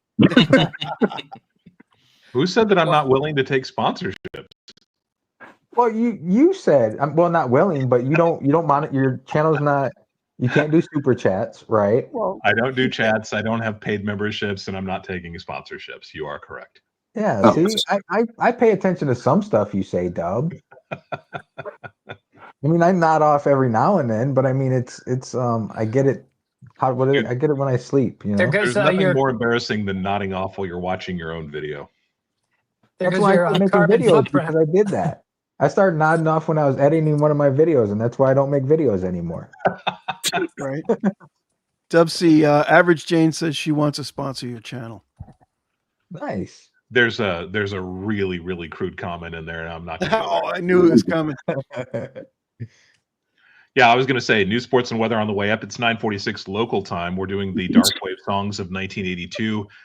Murder, She Wrote is on in just a few minutes, guys, so I got to cut out. Thanks for hopping on, Dub C. We greatly appreciate you as always. You know you're always welcome on for sure. I appreciate it. And it was so cool to see these other perspectives from you other guys who are content creators. This is really cool. Having 6 of us in one spot. I don't know if the chat enjoyed it as much as we did. Honestly, I think it was really cool to get to talk to people. And we do it every week. But you and Fish have never spoken. You know what I mean? And Silver Dragoons and Fish. And, you know, this is cool. I like the idea. It was a lot of fun. Yeah. I'm cutting out. You guys, I'll probably watch for a few minutes if I can keep my eyes open, but it was a blast. Thanks for having me. I do appreciate Great meeting you. Thank you, Dub C. Always appreciate you, pal. Thanks, Later, Dub. dude. So I did do a poll. I said, do you like more than 3 people on the panel? 25 people voted. 76% said yes. 24% said no. Put a 2 in the chat if you said no. Oh, you mean what was the poll? I missed that. I'm sorry. My sound's out. Do you like more than 3 people on the panel? So 76% said yes, 24% said no. I would say that's a 3-1 margin. That's pretty good. Yeah. Oh, there. Kalilo said 2. And Bullion Baby said 2. So they both said no. Oh, but he said JK. Then. He's just kidding. Okay. Yeah. Bullion Baby doesn't like it. He didn't say JK at the end. Oh man, Yeah. Bullion Baby. Littlefoot said 3. Says 3. He likes it but doesn't like it, I guess. I don't know. He's undecided. Like some parts, not all of them, I guess. Thousandaire has no sound. Why not? What did you do? Did your earbuds go dead? I know you use earbuds. Why am I asking you? It's not. You can't hear me. Nikki Silver Stacker said he is a new stacker, been stacking since September, and he is new to my channel. So make sure you subscribe to all the other channels that are on the panel. And everybody in the chat. Curious on how you found us. Why does your shirt say free silver? Explain that in the chat. Thousandaire, go out and come back in again, or you're going to need a new link. Hey, Mr. Vegas, why don't you remove him and put him back up? There you go. He just removed himself. And then you better drop a link. Do this and this and this and then this. And then also, anybody that wants to come up, there's one open spot. Jump up. One open spot. Maybe Kansas Kid. I emailed Littlefoot. I emailed Littlefoot yesterday, and I never got it. I don't know if he didn't check his email or not, but we're gonna make him a star. Well, not a star, but we're gonna make him the guest of honor today. Yeah, but don't get ahead of yourself. We're gonna make anybody a star. We don't make stars. We can't make ourselves stars. That's for sure. No, but you know what? We had that conversation the other day. How your wife was breaking your chops, and I was like, "Hey, it's the life of a YouTube star." What was it? Oh, no sleep. I got no sleep on a Saturday. Hey, come on. It's part of your lifestyle. Look at this. We got Nikki.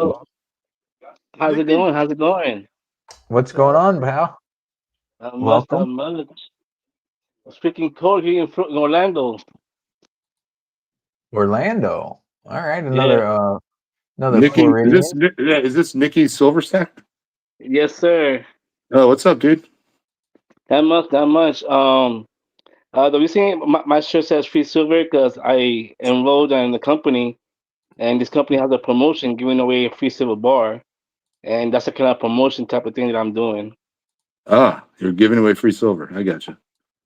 Yeah, it's only a gram. So it's a good company. I've been able to make a commission, and every time people buy from my website, I make a commission. And I'm looking to grow it so I can get free. I use my commissions so I can get free silver. I got you. I'm giving away this. It's 30 ounces of silver. Really? Claim your free silver bar. Simply take a tour of our website, freesilvertour.com. Okay. Yes, sir. So if you go on freesilvertour.com, you can take a tour of the site and have a chance at some free silver. Nice. Yeah. I work for Universal, so you know we can do a trade. I'll give you some free Universal tickets, and you give me some silver. There you go. Always thinking. Do they take gold backs at Universal? No, they don't. They might. You never know. I traded gold backs for silver at a coin shop. They gave me the market value for them, so I wasn't disappointed. I've never been so Yeah. ashamed of my gold backs until I heard Dub C. Yeah, I think I have like 10 of those. Blue collar, I Yeah, just got it was crazy because when I started on September 3rd of this year, the ounce was like 43.31, and then the same week it freaking blew up. Like, oh wow, I'm glad I started doing this. Yeah. So, Nikki, where are you at? You're up in Orlando? Yeah, I'm in Orlando. You know. Do you live there, or are you vacationing? No, I live here. I live here. Oh, so You you're a work at Florida guy Universal? too. Yeah. Yeah, yeah. I also have like a metal detector. Sometimes I go around looking for stuff, but I'm finding out pool caps and old pennies and stuff like that. I had a friend of mine who found like a $5,000 ring at the beach. So I'm waiting on good days I can go to the beach and go over there. Floods and hurricanes, right? Yeah, Oh yeah, we got lucky this year, man. We definitely got lucky. No, I mean like look for if there's a bunch of wrecked beach houses up the shore. You mean take Yeah. advantage of the catastrophe? Go in the beach house looting. No, check the sands with the metal detector. Oh, I thought you were talking about What? looting some damaged beach No, houses. he's talking about metal detecting. I'm saying like go places where there's floods, and unfortunately, the more property damage, the better. Yeah. I mean, It is it's true. yeah. I mean, you didn't do it. You know, if you want, you could try to find who owns everything. That would be nice. Yeah, people recommend going to the beach metal detecting right after a hurricane. Yeah, always. But Yeah. yeah, that's what Thousand Arrow was trying to say. After hurricanes and floods and whatnot.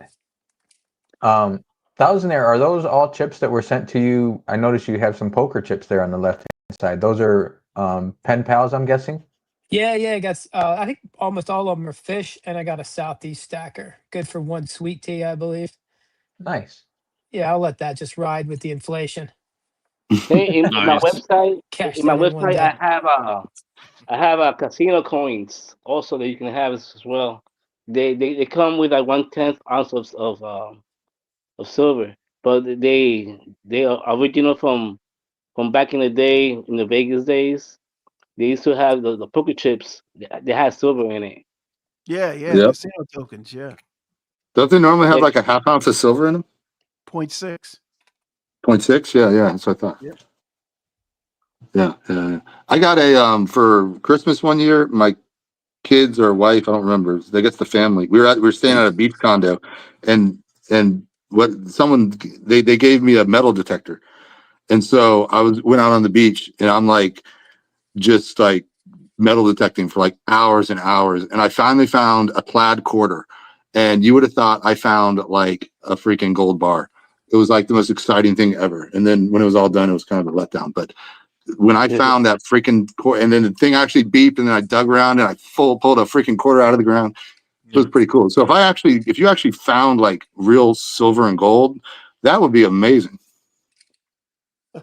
Hey, I'm giving away. I made some dog tags.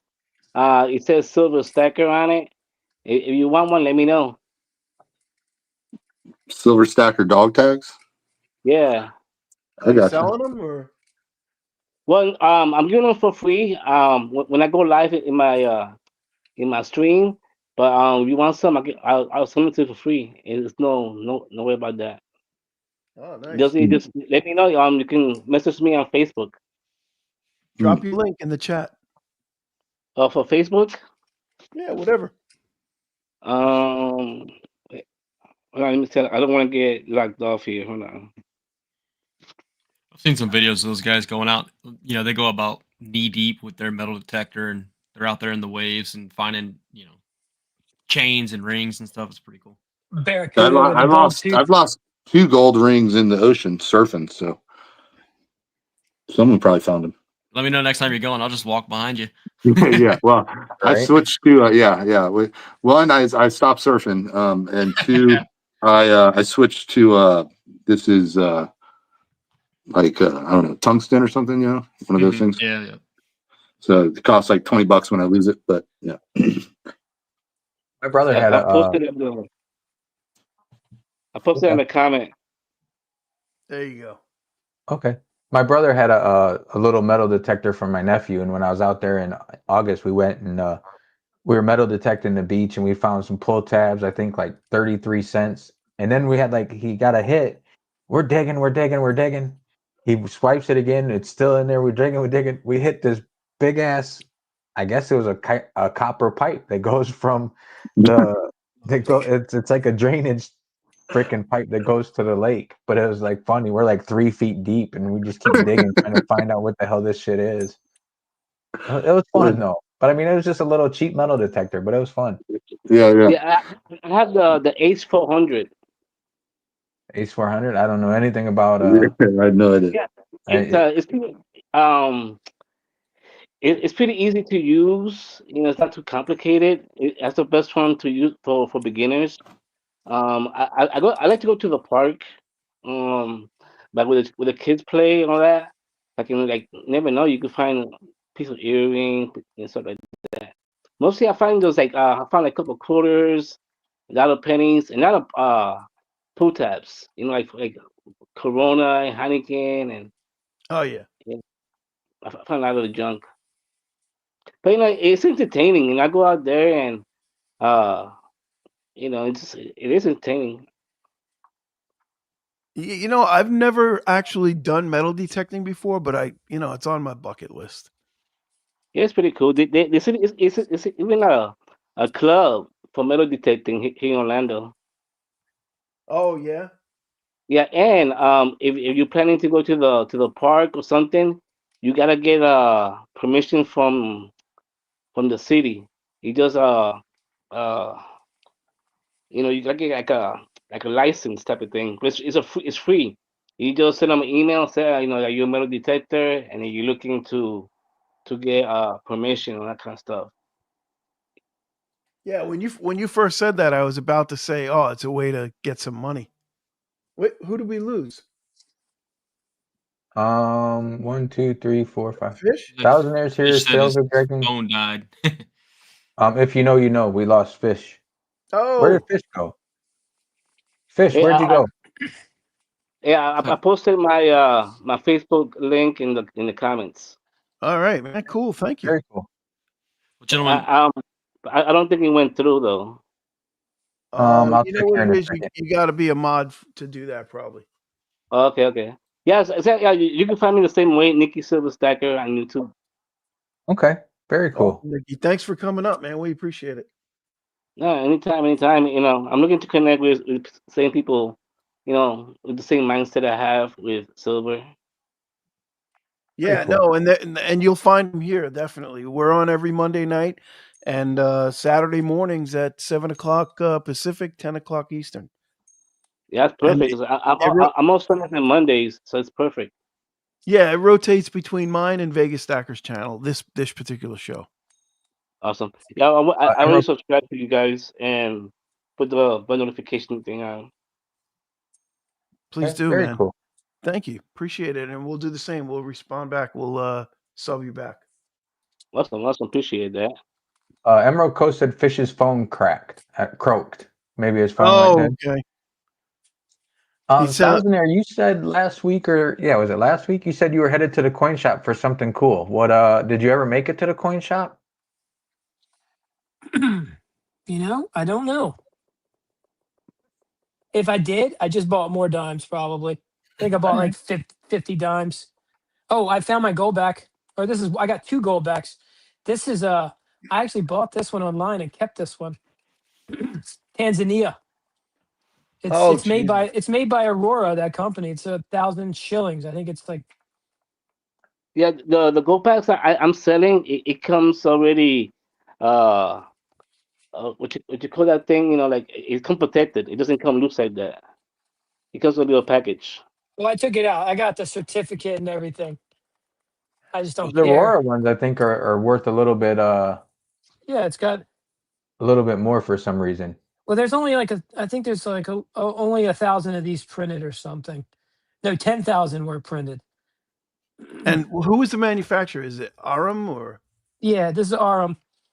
And I bought a couple of them because I know somebody from Tanzania, so I bought them one for Christmas. Tanzania, isn't that where Kilimanjaro is? Yeah, I think so. Yeah, I learned that in trivia. Hey. Of course, I got it wrong, but But you got to use it now. That was pretty cool. that's right. I retain that knowledge. You learned something somewhere. That's right. Brian Templer says he first got his first gold bean from CAC. Very nice. Oh, really? That's pretty awesome. I saw Gentlemen, a black bean a couple of weeks back. I have to drop off here, but it was a pleasure meeting you and speaking with everybody. And thanks for giving me the opportunity to hop on here. And I will definitely be around watching and engaging where I can. So thank you very much. Excellent, man. Thank you. Dragoon. Thank you so Dragoon. much for coming up. Y'all have a wonderful night. Pleasure Thank to you. meet You too. Nice to meet you.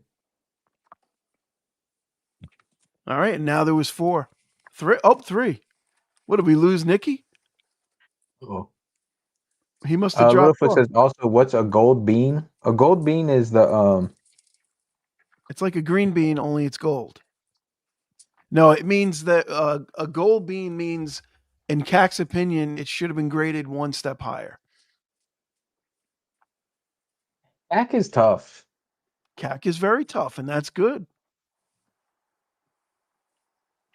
I was in there. Do you own any slabs? Oh, you do have a slab. I see one. Oh off yeah, to the I right. just got this one in the mail. It's what is it? A 1/10 platinum? That's your $400 1/10. No, No. I got that one is not in a case. I have to go a test quarter. that. I got a quarter ounce for $434, I think. that's And a good deal. yeah, and I got this one for like I think I paid $212 for it, maybe even less. And I got another 1/10 for $96. And yeah, I got this for spot, this slabbed one of a quarter ounce. And this is an MS70 with some different stuff on the back. Nice. Yeah. So I gotta check my coin shop and see what they charge for platinum. I don't even want to ask them though. They're if you ask them, they might start to covet it more. they're Just be like, not the friendliest. oh no.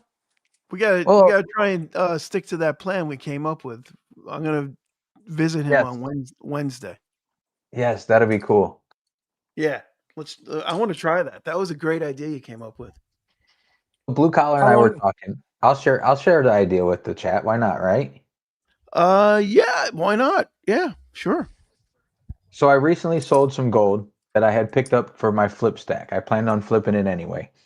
I recently sold it, and since Blue Collar always gets deals from his LCS, and I find that my LCS like to rip people off, and I'm just not a fan of them.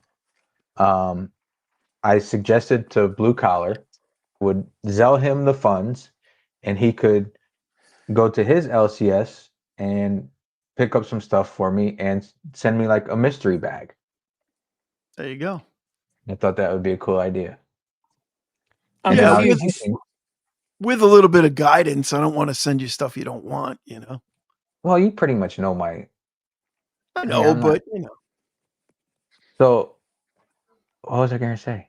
Oh, I figured you could do a video on what you pick up for me, and then I just can't watch it, and Yep. then I'll do a video of the unboxing, and then it's a win-win. I'll There you actually go. do a video. I wonder if we It's could do nice. it where like it's a co-collaborated thing. Like I'll do the first half of the video, send it to you. You don't watch it. You add the second half of the unboxing and opening, and then just we'll both put it out. I wonder if we could do something like that. That sounds complicated.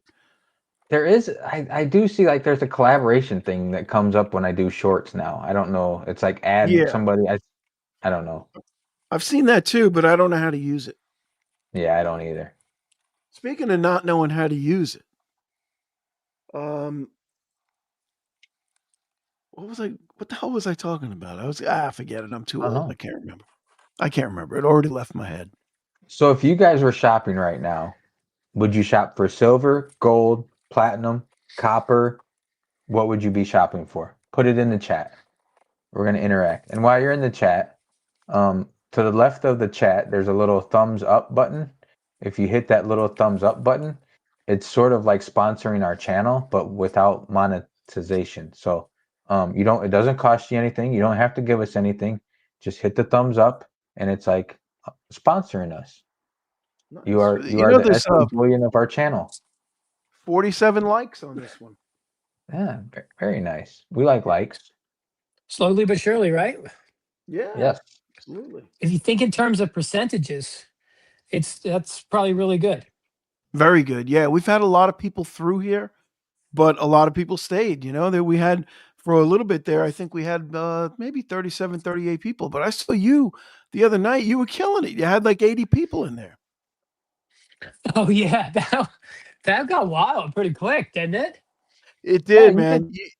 You got so many more. You got a way bigger base, and your fans, like Vegas was saying, your fans rush to your channel to try and be first. So whenever you say I'm going live, you're going to get 25 people rushing there immediately. Well, if they're anything like me, like I said, it's going to be a crazy thing one day when there's 100,000 of them. Yeah, buddy. Yeah, buddy. You'll just have a moderator and you'll have it all set up. No worries. Yeah, I mean, I'm going to figure out how to put an intro on there and have people on like you do. I guess, do you have to use a laptop when you have people on? No, we've used our cell phones. I know Blue Collar used his cell phone for a long time. We had another co-host that used his cell phone for a long time. It's not hard. If we use, obviously, we use StreamYard, which makes it a little easier to have guests on. Yeah. With YouTube, if you do YouTube, you can only have 2 people on. So that's why we turn to StreamYard, because you can have obviously up to 6 people for free. So as we found out today, so that's pretty cool. It'd be interesting. Yeah, I don't know how many you can on the paid version. I don't know what you can do, but one version I saw is you can have 10, I think, and one said 15. Oh, that would be crazy. Yeah, probably. I mean, people were dropping funds on there too. So I mean, I should probably reinvest it. Yeah, I saw that. You got a lot of super chats. That was nice. That was cool. You did. You killed it. You absolutely killed it for your first live stream. You were very active with the chat. You kept up, and like Blue Collar said, you had 70 to 80 people in there at once, and you're running a solo show to keep up with chat. That's impressive. You did a really good job. You knocked it out of the park for sure. Thanks, man. I had a lot of fun.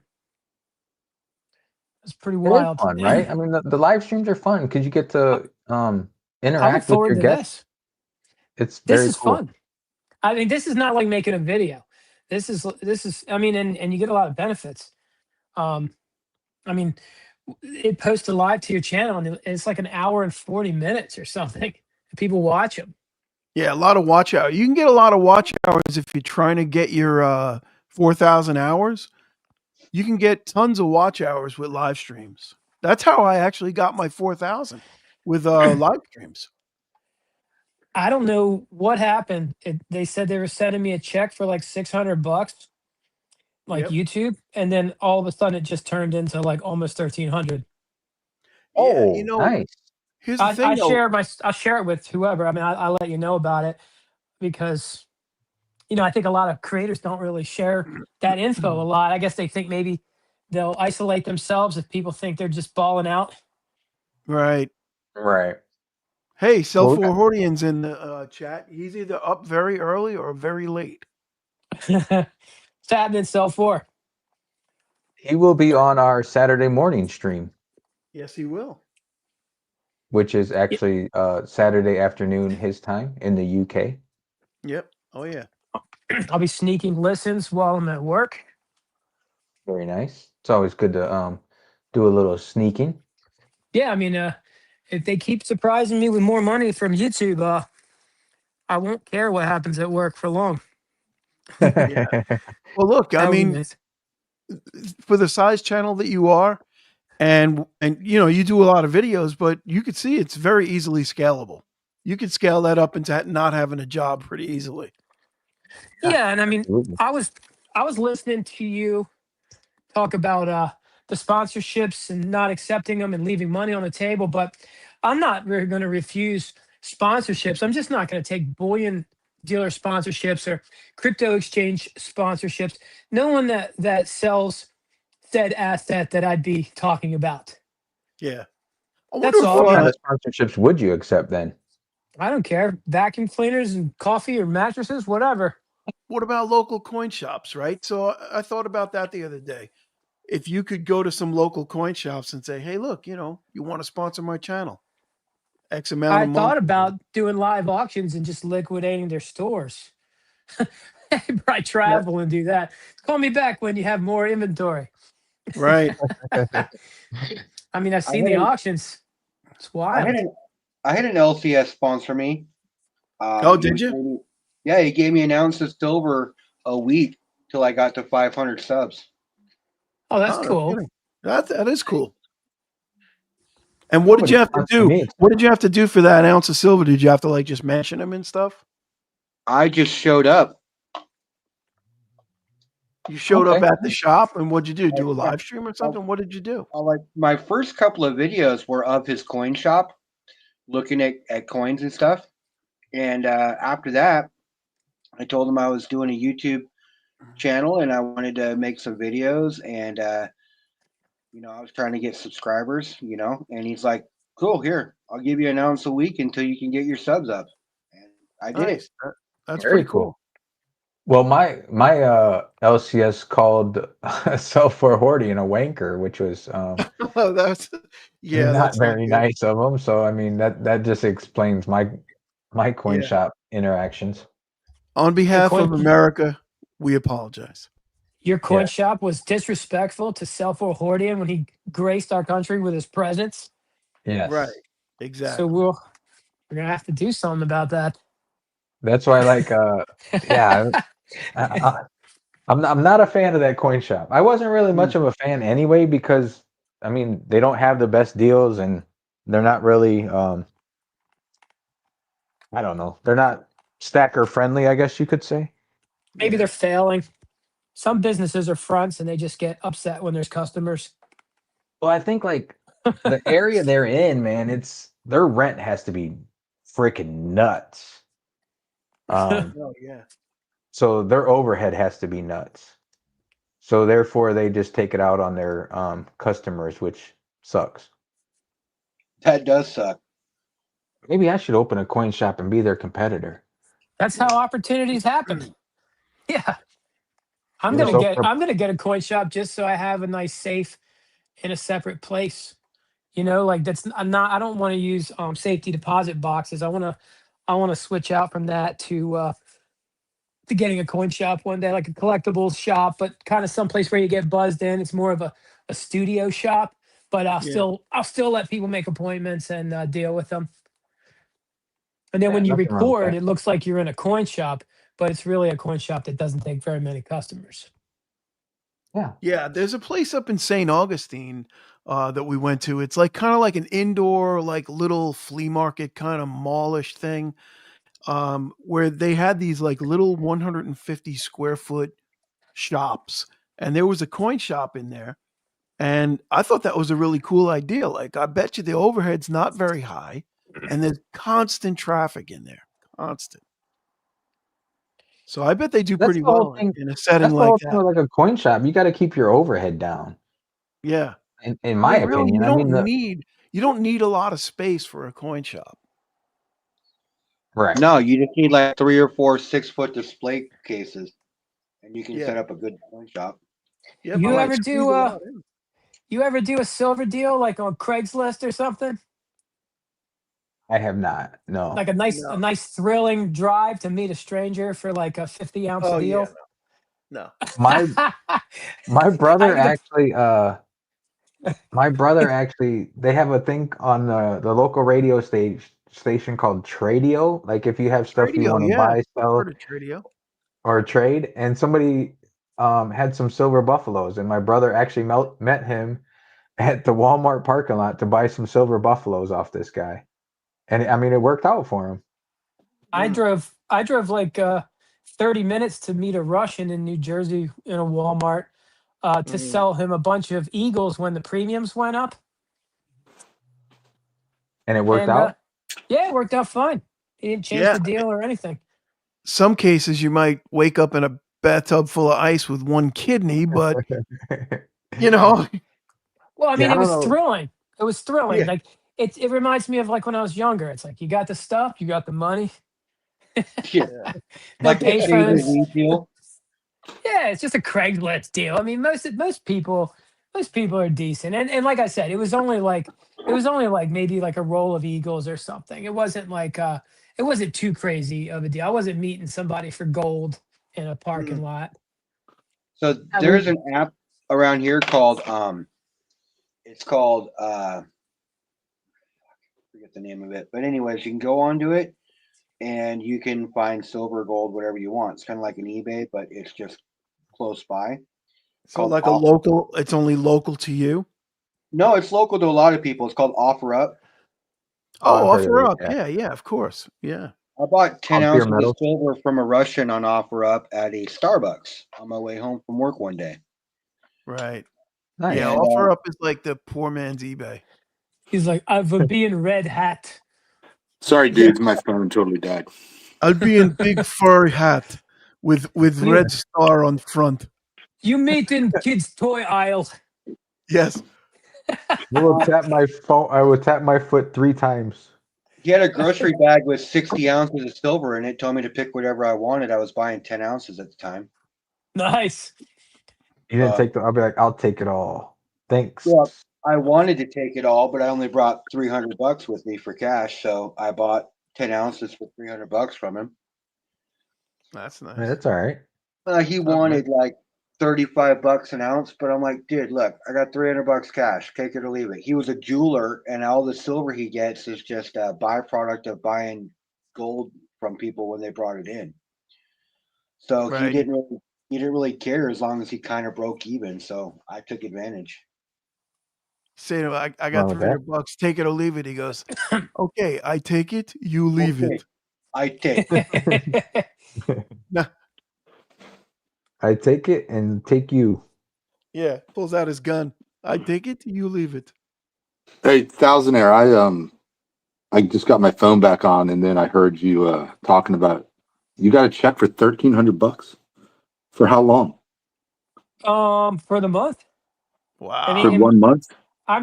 it's 1281. I'm trying to it's for last month, but it already said I had made like 644, and for some reason it just jumped to 1281, and it's not from lives and supers because I checked. So I don't know. There's like just this Well, extra. the monetization is probably like the watch hours. It might be a certain number of like a week behind. So Yeah, maybe it's you just just had a really good week. I've been following it like I've been keeping tabs with it for months now, and when the month tallies up, I mean we're clear in November now, so for it to change like that, I think it was 2 days ago. I was like, at first I was like, oh, that's nice, and then I really thought about it. I'm like, that's like more than double than what it was, and that actually like that pays a lot of bills. Like Well, I'm look, not going to count on this stuff because it can be taken away anytime, but I Yeah. mean, it's making me think a little bit. At the very least, though, there's going to be some dimes. well, look, No, if you that's do, that's if you pretty do a awesome, man. video about That's really that, cool. I'm happy for you. That's really great. Do a video about that once a month, like on the first of the month. Say, this is what I made this month. It's going to inspire. You'll inspire other people to work harder. You know. Yeah, I think we can really have a great thing, and I think there's plenty for everyone. Honestly, I mean, I would Oh, no love it if I doubt. could watch a lot of enjoyable stacking channels. Now Yeah, I you're mean, making me listen, want to get back into doing doing into content. Yeah, I People mean, don't really, tell you this stuff. no, they don't tell you, and you don't know. It's like I just assume because I don't make money, nobody does. You know. Yeah, and like, I mean, and who knows? You know, eventually it'll probably alienate them from people. They probably told some people, but then like once it gets past like 6,000 a month or something, it might start alienating you. You know, you have to find like wealthier friends or something. Well, it all depends on how you present it too, you know? I mean, you could do like I've seen other people say, "Hey, I made 6,000 this month. I'm going to give 10% back to the community. I bought $600 worth of silver and I'm going to give it out on tomorrow's live stream." And Oh, believe that me, no would be doubt. sick. I'm going to recycle, of course. I'm not sure you know, exactly how I'm going to recycle, but we're not there yet, though. I mean, for the amount of work that I do and for what I get, um, we're still not that at that point. But yeah, I'll definitely be putting stuff back in. yeah, but I've you can seen see channels how that do easily that, you and can scale it up. I can't remember who the channel was, but I've seen channels do that where they do like 10% or something of what they make off of YouTube and they put it back to, well, I think they do it a little different. I think they give it back to, like, they buy silver or gold and then they give it back to Subscribers or channel members or something. their channel members. That's what it is. Yeah. Hey, that's a really good idea because that could pump up your memberships, right? So you get memberships and you say, "I'm giving out for you $2.99 a month. You get a shot at a 5-ounce bar every month." Well, I'm trying to avoid stuff like that, though. Like, I don't want to attract a certain crowd of people. Like when I do stuff, it's not going to be like a contest or anything, and it's going to be random, and it's probably going to be crazy, and it might not even be televised. Yeah, yeah. You But don't you Like, want know the what'd be Gibby cool? Goblins? A cool way to do it yeah, is to drop little hints in the videos, like very well, subtle things. because if you do it, if you talk about that stuff in the beginning of your videos, have giveaways and stuff, you're probably just going to attract a lot of people that like playing bingo and stuff. You know, like they might not even be Yeah, invested in your channel. yeah, Yeah. Yeah, that's I personally think you're dead on there, Thousandaire. You gotta, I mean, what I believe is like build a community of like-minded people that what you're giving them is the content that you're creating and they enjoy it. So you're giving them something every single time they watch your videos because you're giving them an enjoyable entertainment experience and stuff that, that they like. And that's, Now, if I want to go and find that coin shop or something and record it, trying to punk sell for, these are things we could invest in. yeah. I mean, who knows? Like the funding would get good, like I don't care. I'll hire goons. I got plenty on the side. yeah. I don't have nothing to do right now. How are the men? Fat and bored. Bust tasers on people's heads. Oh yeah. Yeah, I forgot about that. I was like, well, that was probably late. Hopefully, there was only like maybe 11 people watching or something. There weren't many. I was going to pull that clip, but I thought twice about it. Monday I night, don't care. you never know what happens. Yeah, no, anybody who stuck it out to the end of that one got a good story. Yes, they did. Well, that's like we talked about like last week, 2 weeks ago, whatever. I thought about doing like members get to be behind stage with us and listen to all our shenanigans backstage, which sometimes becomes more entertaining than on stage. Yeah, I can attest to that. You can just have a good time, offer your members absolutely nothing, and just give it time. Like something will form naturally. And if they want to support you, they become a member. Like I became a member of Fish's channel, but I'm not expecting things. I Right. was like, here's $3 It's a like month. Just why not throw it out there in the world? little community support. Yeah. That's fair enough. Yeah, I mean, I could still probably win a game or something. That I mean, I don't know how much of the stuff I'm supposed to talk about, the secret membership stuff. You know, kind of like the Silver Illuminati. Yeah. Yeah, no, I totally agree. I think that when channels try and really, when they get their, when they, like, for me, what's always worked, I'm going to say what's worked is just making good content that people like to watch. And if you make videos that people like to watch and you genuinely engage with other small channels, that's the key. Make friends, not just like, lip service, but make friends with lots of other small channels, get to know the community. You will get all the watch hours you need and then some. I mean, and that's how you make money is watch hours. You get views, you make money. There's only so don't many try to force it channels, too though. much. There's only so many channels, Fish. If you have, I mean, there's only say 100 channels, and if you get watch hours from all them 100 people, it's still not going to give you that much money. I disagree. I mean, I monetize my hours, and I'm currently at, excluding the most recent stuff, I'm at like $120 since October 1st. I mean, I'm sorry, October 31st. October 31st. That's excellent. Yeah, no, That's that's great. $120. I only have 1,000 subs.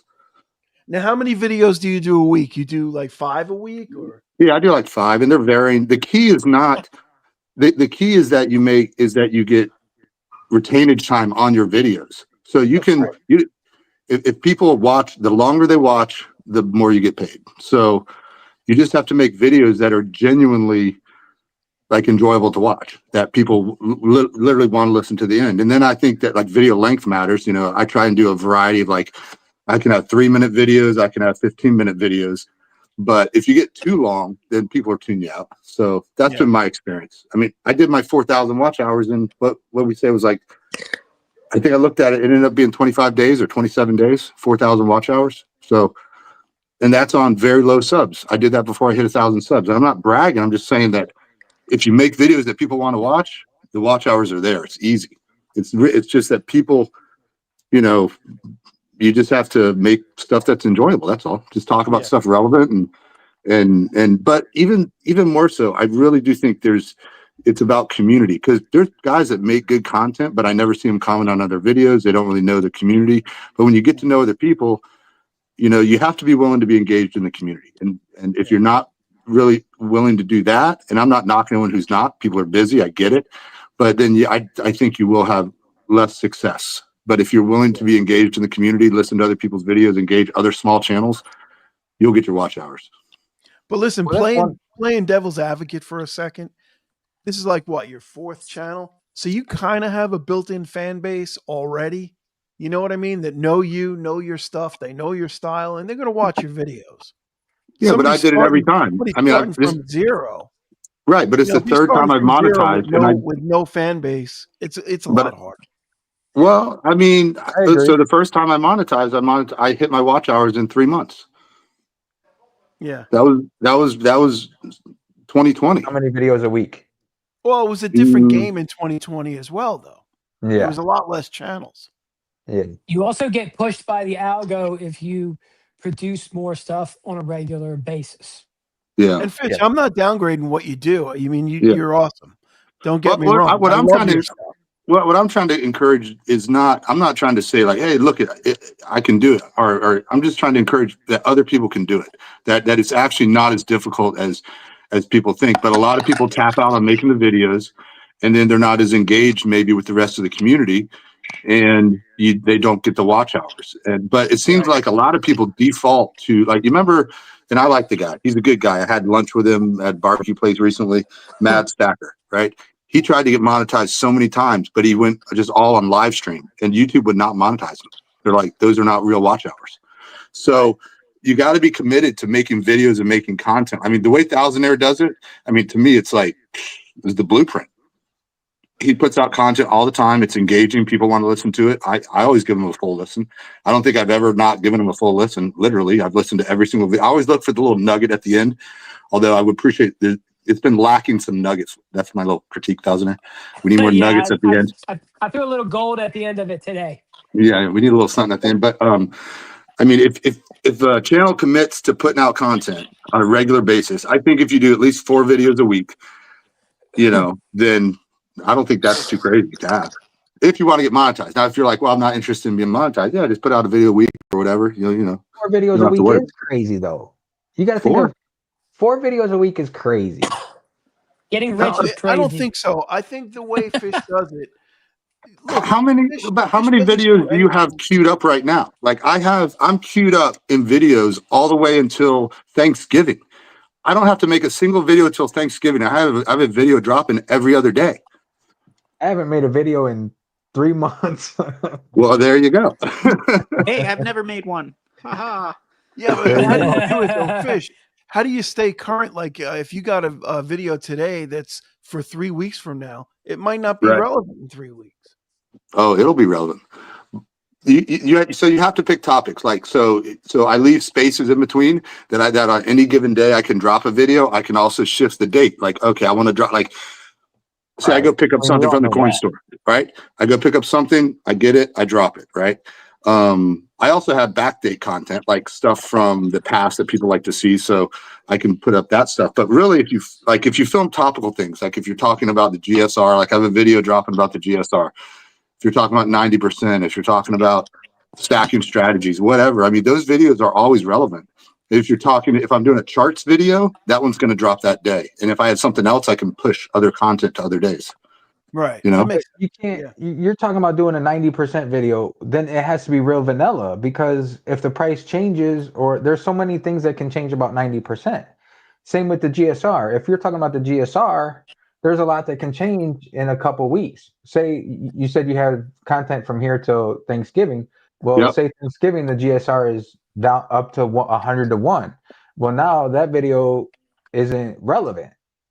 It Well, would be that, because like- it would be because I wouldn't do a video talking about like a news video, like hello, today's GSR is 85 to 1. You know what I mean? Like I do a video on how I use the GSR in my stacking strategy. Like we talked about that on Saturday, right? In fact, one of the videos I did came straight from our discussions we have on Saturday, which was I don't use the GSR to trade it. I use it as a guide to my stacking strategy. Yeah, that was your And I video also- from this morning. Yeah. Did I do one this morning? Yeah, it dropped this morning. I watched it at like 7:00 this morning. Oh, yeah. Unless Like I it said, came they're out all last lined up. night. I don't know, but I got the notification. In fact, I think I commented. No, maybe I didn't, because I was driving when I heard it. Okay, let's see. Well, I'm He looking. is- now. he- It was there was a the lot one of where you special said- effects. You know, if Yeah, gold is the well, I'm weaker always metal, trying to make you them. buy the loser. Yeah. That was the recent GSR video I did. So it wouldn't matter what the GSR is. That video still applies, right? Yes. So that's how I think you have to make content. You have to make content that's relevant regardless. It can't I think Thousanders' overall content is relevant regardless of what the market's doing, Yeah. right? So I think that's one of the keys. I'm not saying it's easy.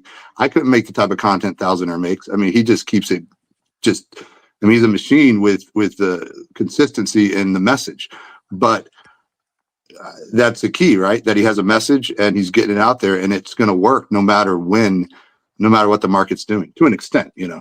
Yeah. Not Hey, in the You dirt can have yet. a good Sorry I laugh didn't after get the platinum. Yeah. Not in the dirt yet. Sorry, I didn't get to introduce you on stage Yeah, I was yet. just gonna say, I think we were a little bit rude to him. If he Yes. jumps back up, I was just literally gonna say that, and he dropped off. Yeah, I was trying to get into Oh. welcoming him. Sorry, not in the dirt yet. If you want to hop back on, hop back on.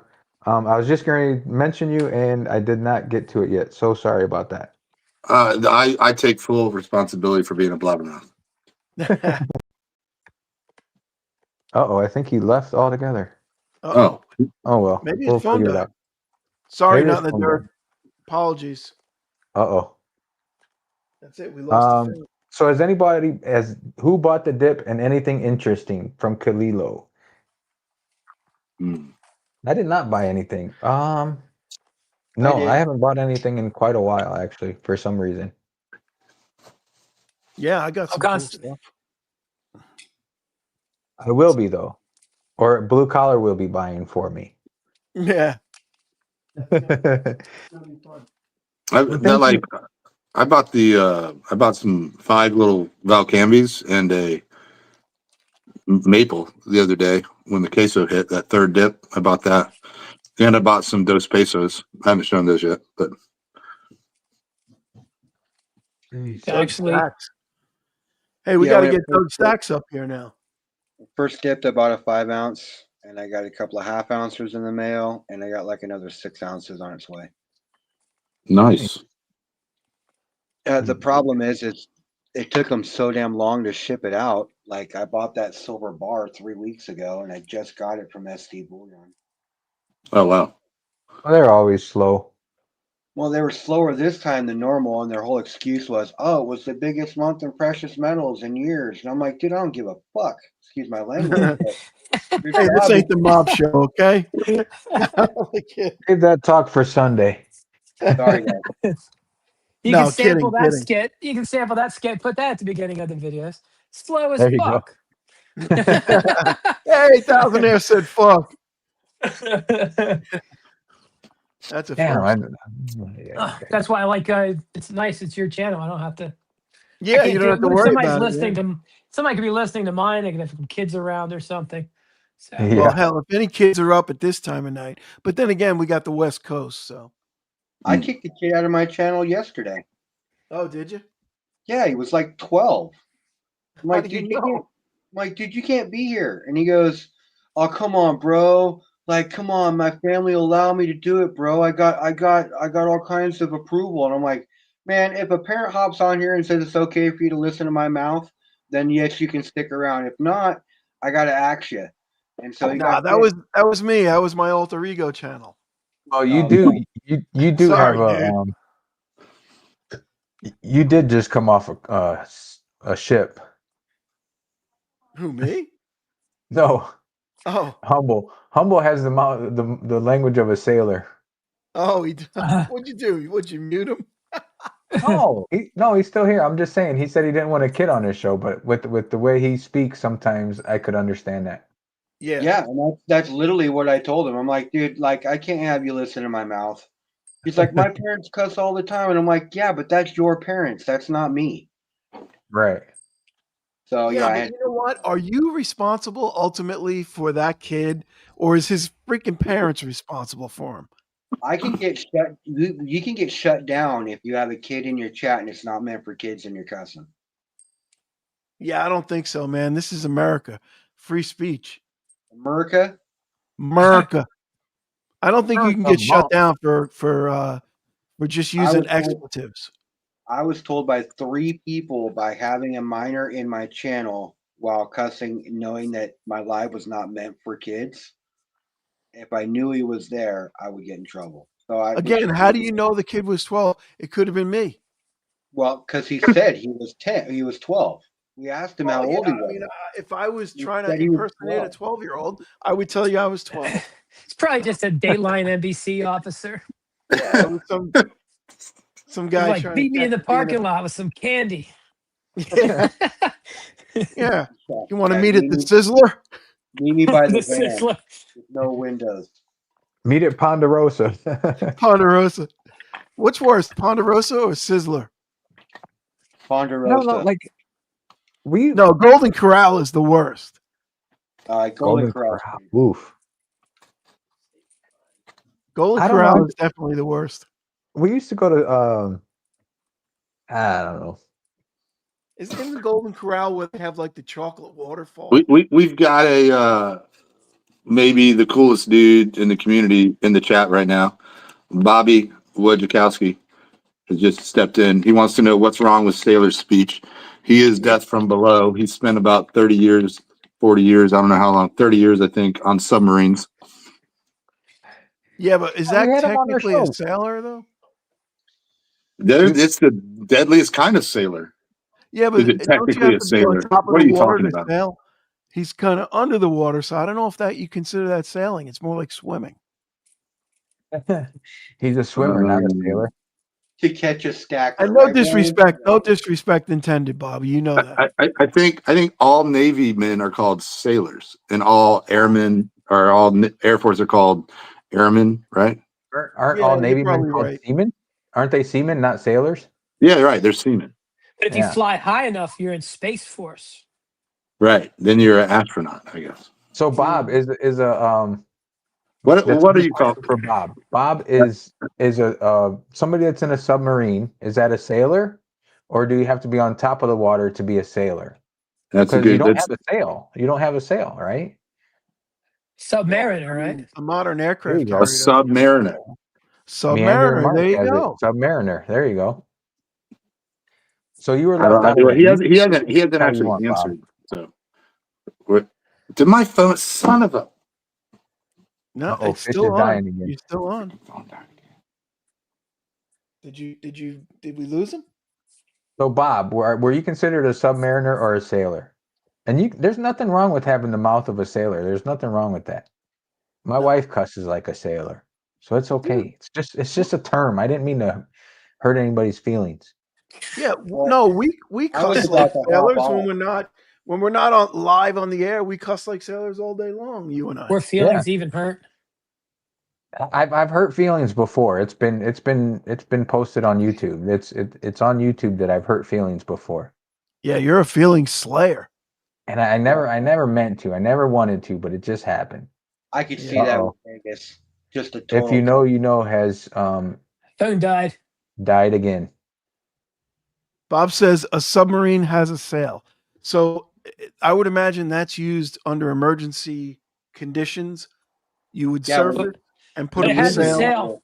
It Yeah. has a sail though. So There you go. So he is a sailor. Okay, it can sail. All right. we have cleared had that up. Bob on the stream before, and I don't know. It looked like he was in a submarine. Listen, offense, Fish. Bob. Fish, if you want to run with the big dogs, you got to get a better battery. Take lessons from LBS. Next week, have a new phone. Damn you! Oh, Love you're you, just Fish. saying that because you got a new phone recently. I did. I got a brand new phone. That's why. That's why Oh, I'm breaking nice. his balls. I literally still have an iPhone 11. Yeah, I just got the 16. Oh, nice. I bought the earbuds though just because of this, so they're new. So did nobody sent you earbuds? I was for sure somebody was going to send you earbuds when we had you in the chat that one Dude, week. I went to buy these. I was like, all right, it's gonna probably hurt. They're probably gonna be like $160 or something. They were $265. Dude, you You must want have some bought nice like ass the most earbuds. expensive ones out there. I Well, saw I like just kind of rolled up in there like I was cool and thought I could take the hit, and I guess I could, but I was like, what? And I wasn't backing out. I was like, all right, I'll take them. where was that? Did At you Apple did you Store? pay with Merc Dimes or did you pay with cash? Filthy fiat. Half and half. I was like, oh, there's not enough on my card. Can I give you the rest in Merc Dimes? Yeah. Was that at the Apple Store? You got to unlock them. Robert Wachowski said he was a sailor and a submariner. Okay, very cool. And that reminds me, tomorrow is, well, actually today for some people, almost today for some people, is Veterans Day, and we greatly appreciate those who served in the armed forces to protect our way of life. Absolutely. And that's why I put up all my military. I've got all my military silver dollars. Well, not all of them, but a lot of them. And I've got my two Veterans Day copper bars. And I got my Eagle, whatever that thing is, the Freedom Eagle, they call it. It's American Yeah, flag very eagle. cool. And that's all to support our veterans right there. Thank you if you served. I was trying to find some of mine, but I only have like one piece, so I couldn't. I tried to do a little pile of Morgan dollars, like a mini version of Thousandaires pyramid that he built. Yeah. Yeah, that's a serious pyramid. What is that? About 150 silver dollars there, or About a little over 120. 120? So listen, we've got. Let's not neglect. We got 4 people in here now, right? So we got Humble. We don't want to neglect Humble, because we did that before and we probably lost a viewer. We don't want to do that. We don't want to neglect anybody, but man, with 6 people, Hey, it's look. tough. Hey, look, nobody puts baby in the corner, okay? Humble, Nobody. get in your hole. So yeah, pretty good show last night with Surfing Stacker. Yeah, I thought it was a good show. Yeah, he showed up, man. He showed up. He brought the heat. He did. He showed me showed a whole bunch of his own personal stuff, which I thought was pretty cool. Broke some stuff out of the deep stack. Yeah, he had like a gold-plated kilo round Oh, or dude, something. that thing was sick. A kilo Yeah. of silver and it was gold plated. Yeah, man, that Yeah. thing was, it was a stacker round too. Did you see that? Yeah. No, he was he brought the heat. He he talked about his family, having, like he grew up in a wealthy family, which I never knew. They Yeah, had very good. actually money problems in the Great Recession. Yeah, So yeah, he Yeah. he was honest, forthcoming. yeah, but I can tell you, he's probably never eaten government cheese. Oh Yeah. yeah, no, it doesn't look like it. What's wrong with government cheese? Nothing. I'm just saying he's never eaten it. Yeah, When if he you goes listen to to cheese, I look think they like- sell it. They don't even Mark have it Wahlberg anymore. says Mark Wahlberg and Donnie Wahlberg, they grew up on government cheese. They said it makes the best grilled cheese. It actually does. I grew up on government cheese as well. Yep. They don't even have it anymore. It's I like know. Now Velveeta, they give right? out, No, they just and now give they you use- tons of cash now. You go buy your own cheese. yeah. But I tell you, the government cheese was made by Tillamook. Was it? That's Oregon company or Washington? Oregon. Oregon, right? Yeah. Oh, so it's like the same cheese that comes in the 2-pack with the beef jerky. Well, Two-pack Shakur. Pretty you much. can go and buy a 1 pound brick or a 2 pound brick of Tillamook, and if you just imagine that 5 times the size, that's what you got when you got government cheese, and it was in a brown box. Yep. It said USDA approved. Yeah, it was like a 5-pound loaf. Yeah, it was a 5 pound loaf. Yep, exactly. It's like You get some waxy and generic- shiny, right? Yeah. Kind of like Velveeta. It kind of looked like it, but it wasn't as soft. Right, Yeah. right. It had a little bit more body to it. Yeah. But And yeah, you take 2 slices of that, an American and some Swiss, and throw it together, and you got a bomb grilled cheese sandwich. oh, grilled cheese. Yeah. That sounds good right now.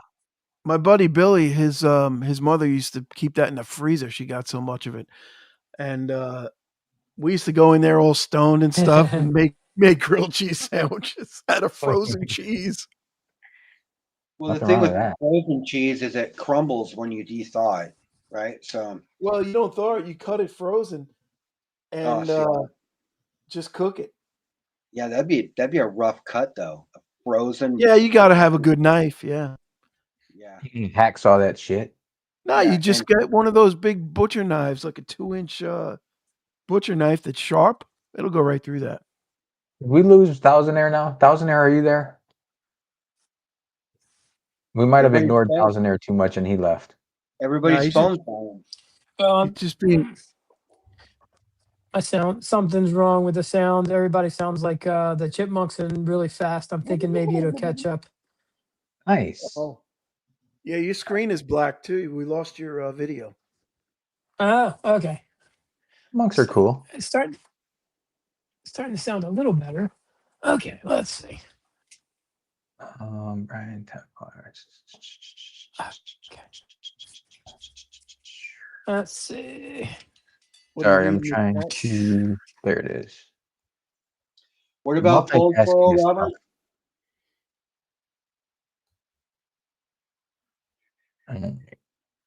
I'm done multitasking. Do you guys realize that we've been doing? Whoa! Almost 3 hours. What happened? What was that? I don't know. Was that Thousandaire or I think Thousandaire was getting pulled out of his car. Oh wait, he doesn't Oh. do live streams from his car. oh, that's LBS. The mobile studio. The mobile studio.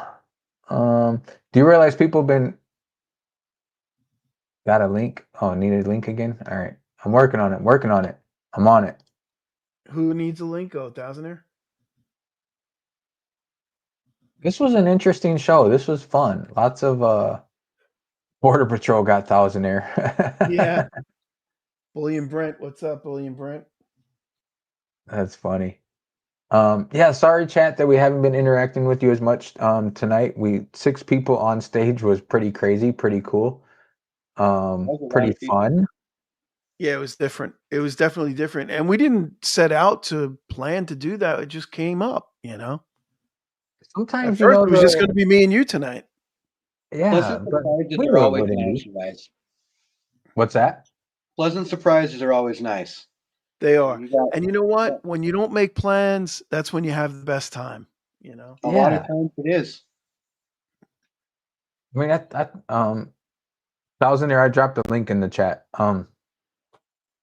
It's worked for us the past couple weeks not having a Yeah. scheduled guest. Totally low. There you go. Yeah, is it? There he is. Has it been harder on you guys not having a guest? No, not at all. It's worked not having a guest. I mean, we haven't really scheduled a guest the past couple months. Well, no, we did have scheduled. Did we Mondays? Hell, I can't even remember anymore. Yeah. It gets hard though because No, who did we have Monday? I can't remember. Did we have? Oh no, we had Dub and Thousandair. That was Yeah, like the last longest Monday. stream we ever did. It was like 3.5 hours. Yeah, that was this past week. You're right. Yeah. But we started with nobody. Oh no, we started with Dub C. We started with Started Dub with C, Dub, and then he had to go float and into Thousandair hopped Thousandair. on. That's right. I remember now. It's all coming back to me now.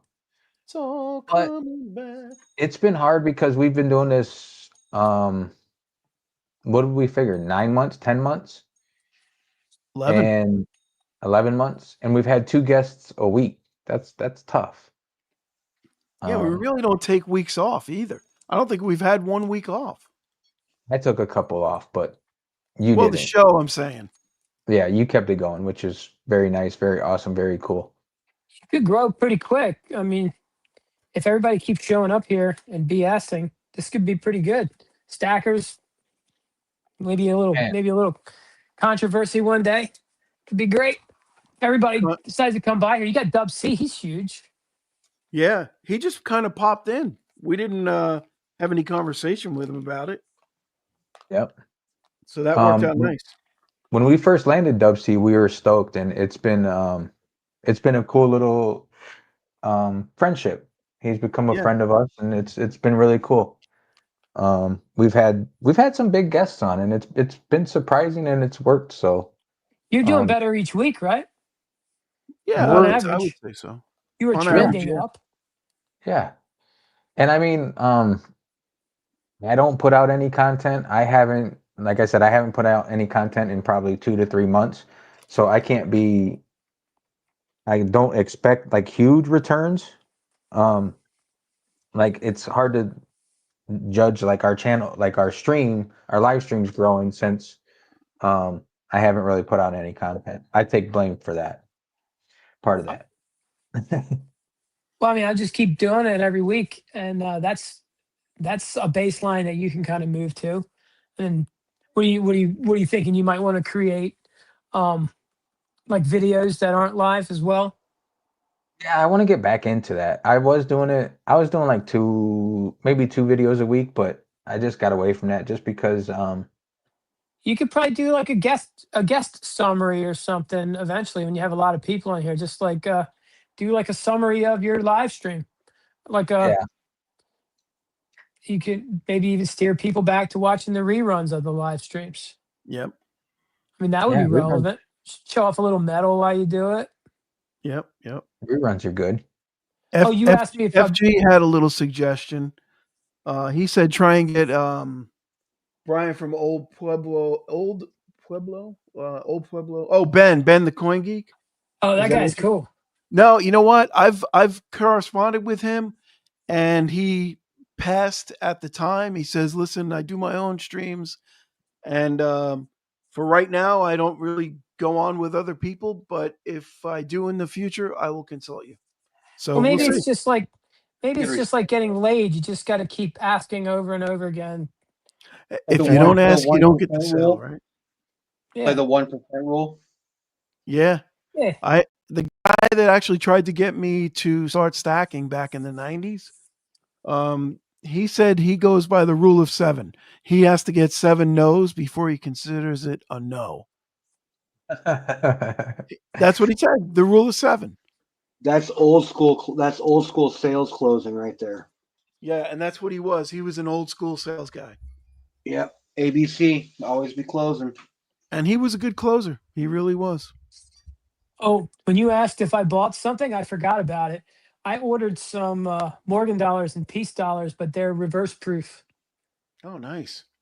You mean the Yeah, set, the 2025s? 2023s. Okay. Yeah, I got them for like $140 a set, 2 of them. I figured that I buy a silver dollar each week. I figured those will be December's silver dollars. I splurged a bit. There you go. No, those are nice. Those are beautiful. They're like 2 of my favorite coins. Yeah, the reverse proof. Yeah, I got the 2023s as well. In fact, I got them in Las Vegas at the coin show a year ago. Something about the reverse proof I've always liked, like the reverse proof Buffalo rounds are even amazing. Yeah. I have a reverse proof Buffalo. I love that thing. It's probably my favorite simple round. Yeah, so like, what about just like an overindulgence in reverse proof? I almost bought a 3rd set, but I'm like, all right, you got to stop, you know? But I for the remember month when of I December. bought an Asahi reverse proof, right? Buffalo. And I remember at the time thinking, damn it, you overpaid for that. Spot was like $30 and I paid $35 for it. And now I'm like, wow, you're a genius.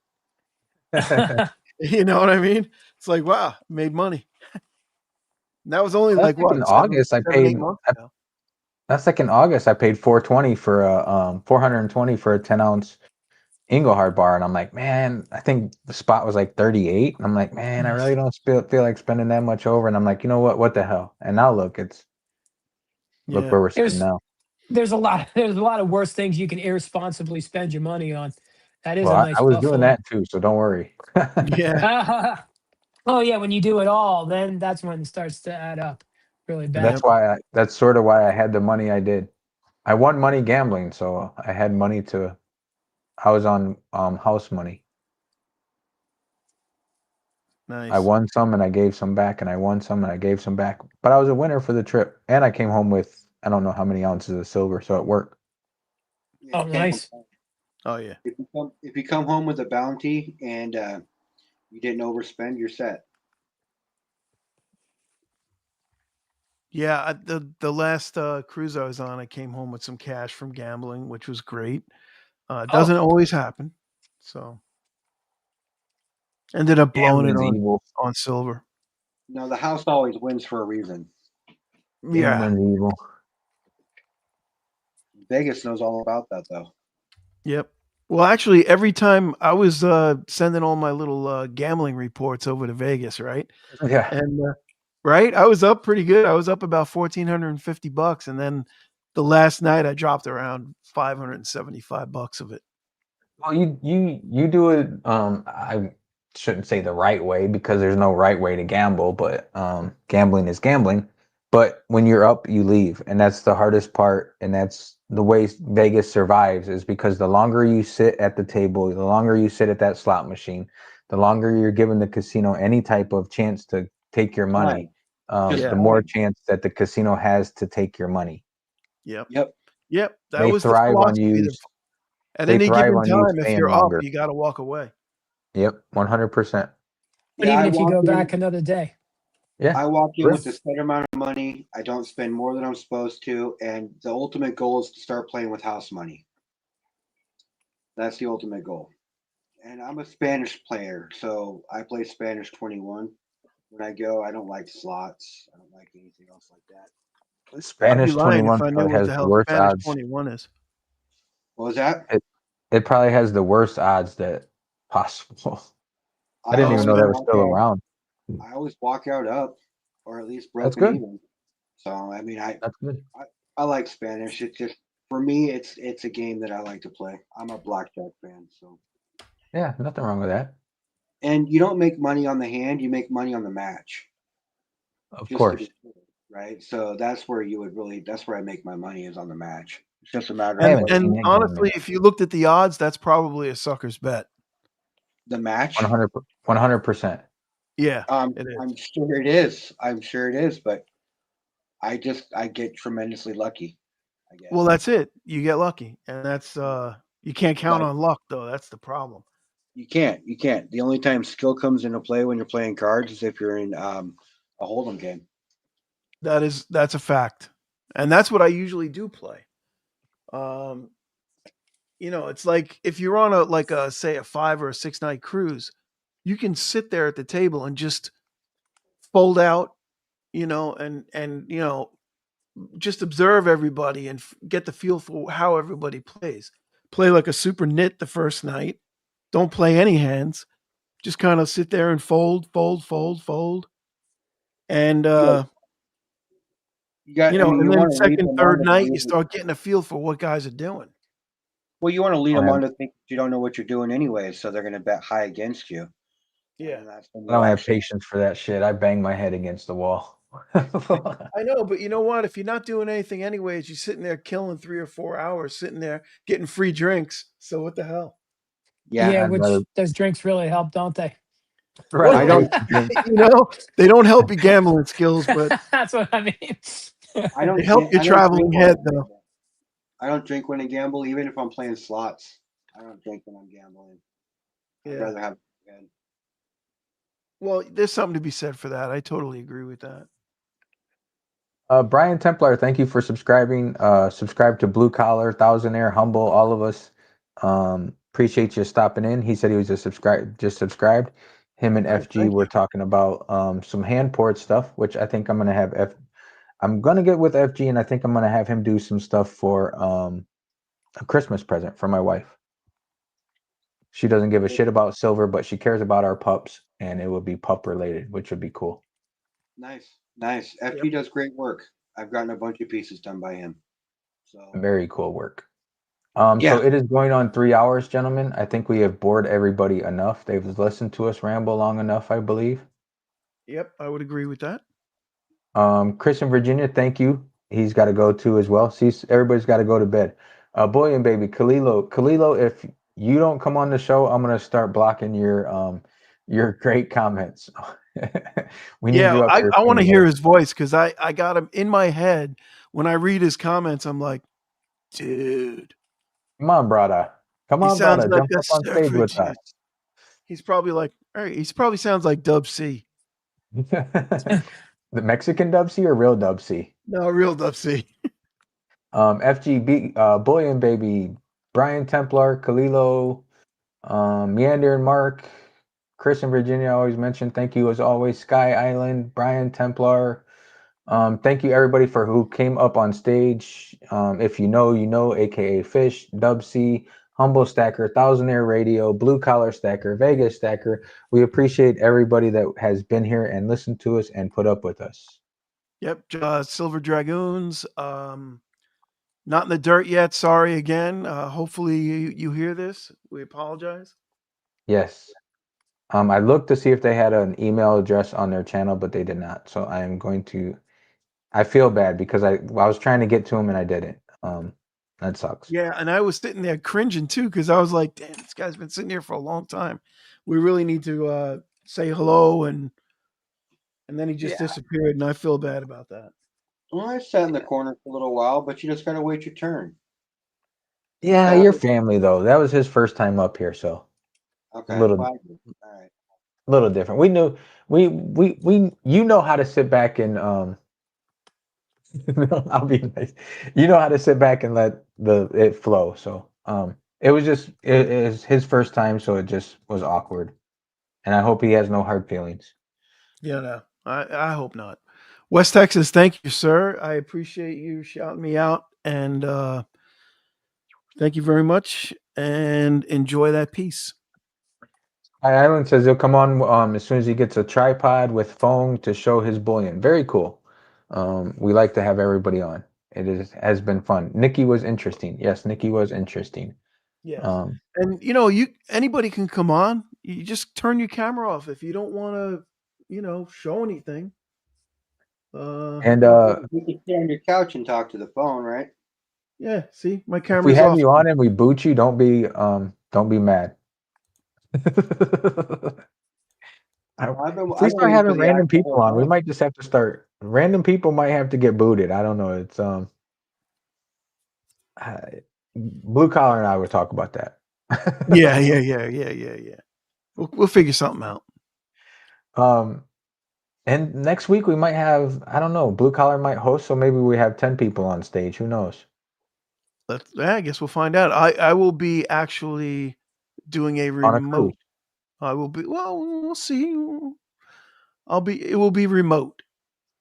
All right. Kalilo says, "Be careful with the randos." Yeah, I don't. Yeah, you're right. Yeah, we might have. it's like it is what it is. You We guys might have to remember step up the when we had screening Beat the process. I don't know. You guys remember when we had Bait the Hookup? Yeah, I do. That's Yeah, the guy that- that called you a bunch of knuckleheads. And Yeah, then, after he tried to got sell pissed something off. on my channel, and it's just not, my channel's not meant for selling stuff. So I mean, Now, sorry, it didn't you wasn't successful. bid $1? No, Cartier did. Now, did he get his Oh, merchandise? for sure not. For sure not. Oh, that's such bullshit.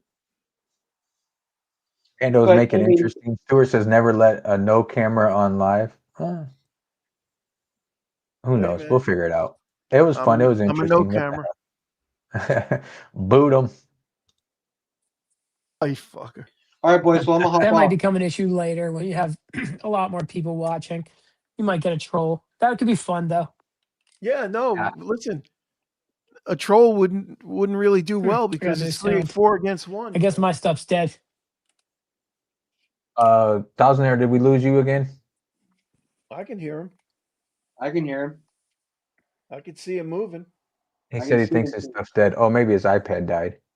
Oh, okay. All right. Well, that's a All right, sure guys. sign. That's a sure sign that we're wearing out our welcome. Yes. Thank you, everybody. We will talk to you we will talk to you Saturday. Saturday, we have Telfor Hordian on, which will also be very, very cool from the UK. He was in the US, so he will have stories about the US to share with us, which will be cool from his UK perspective.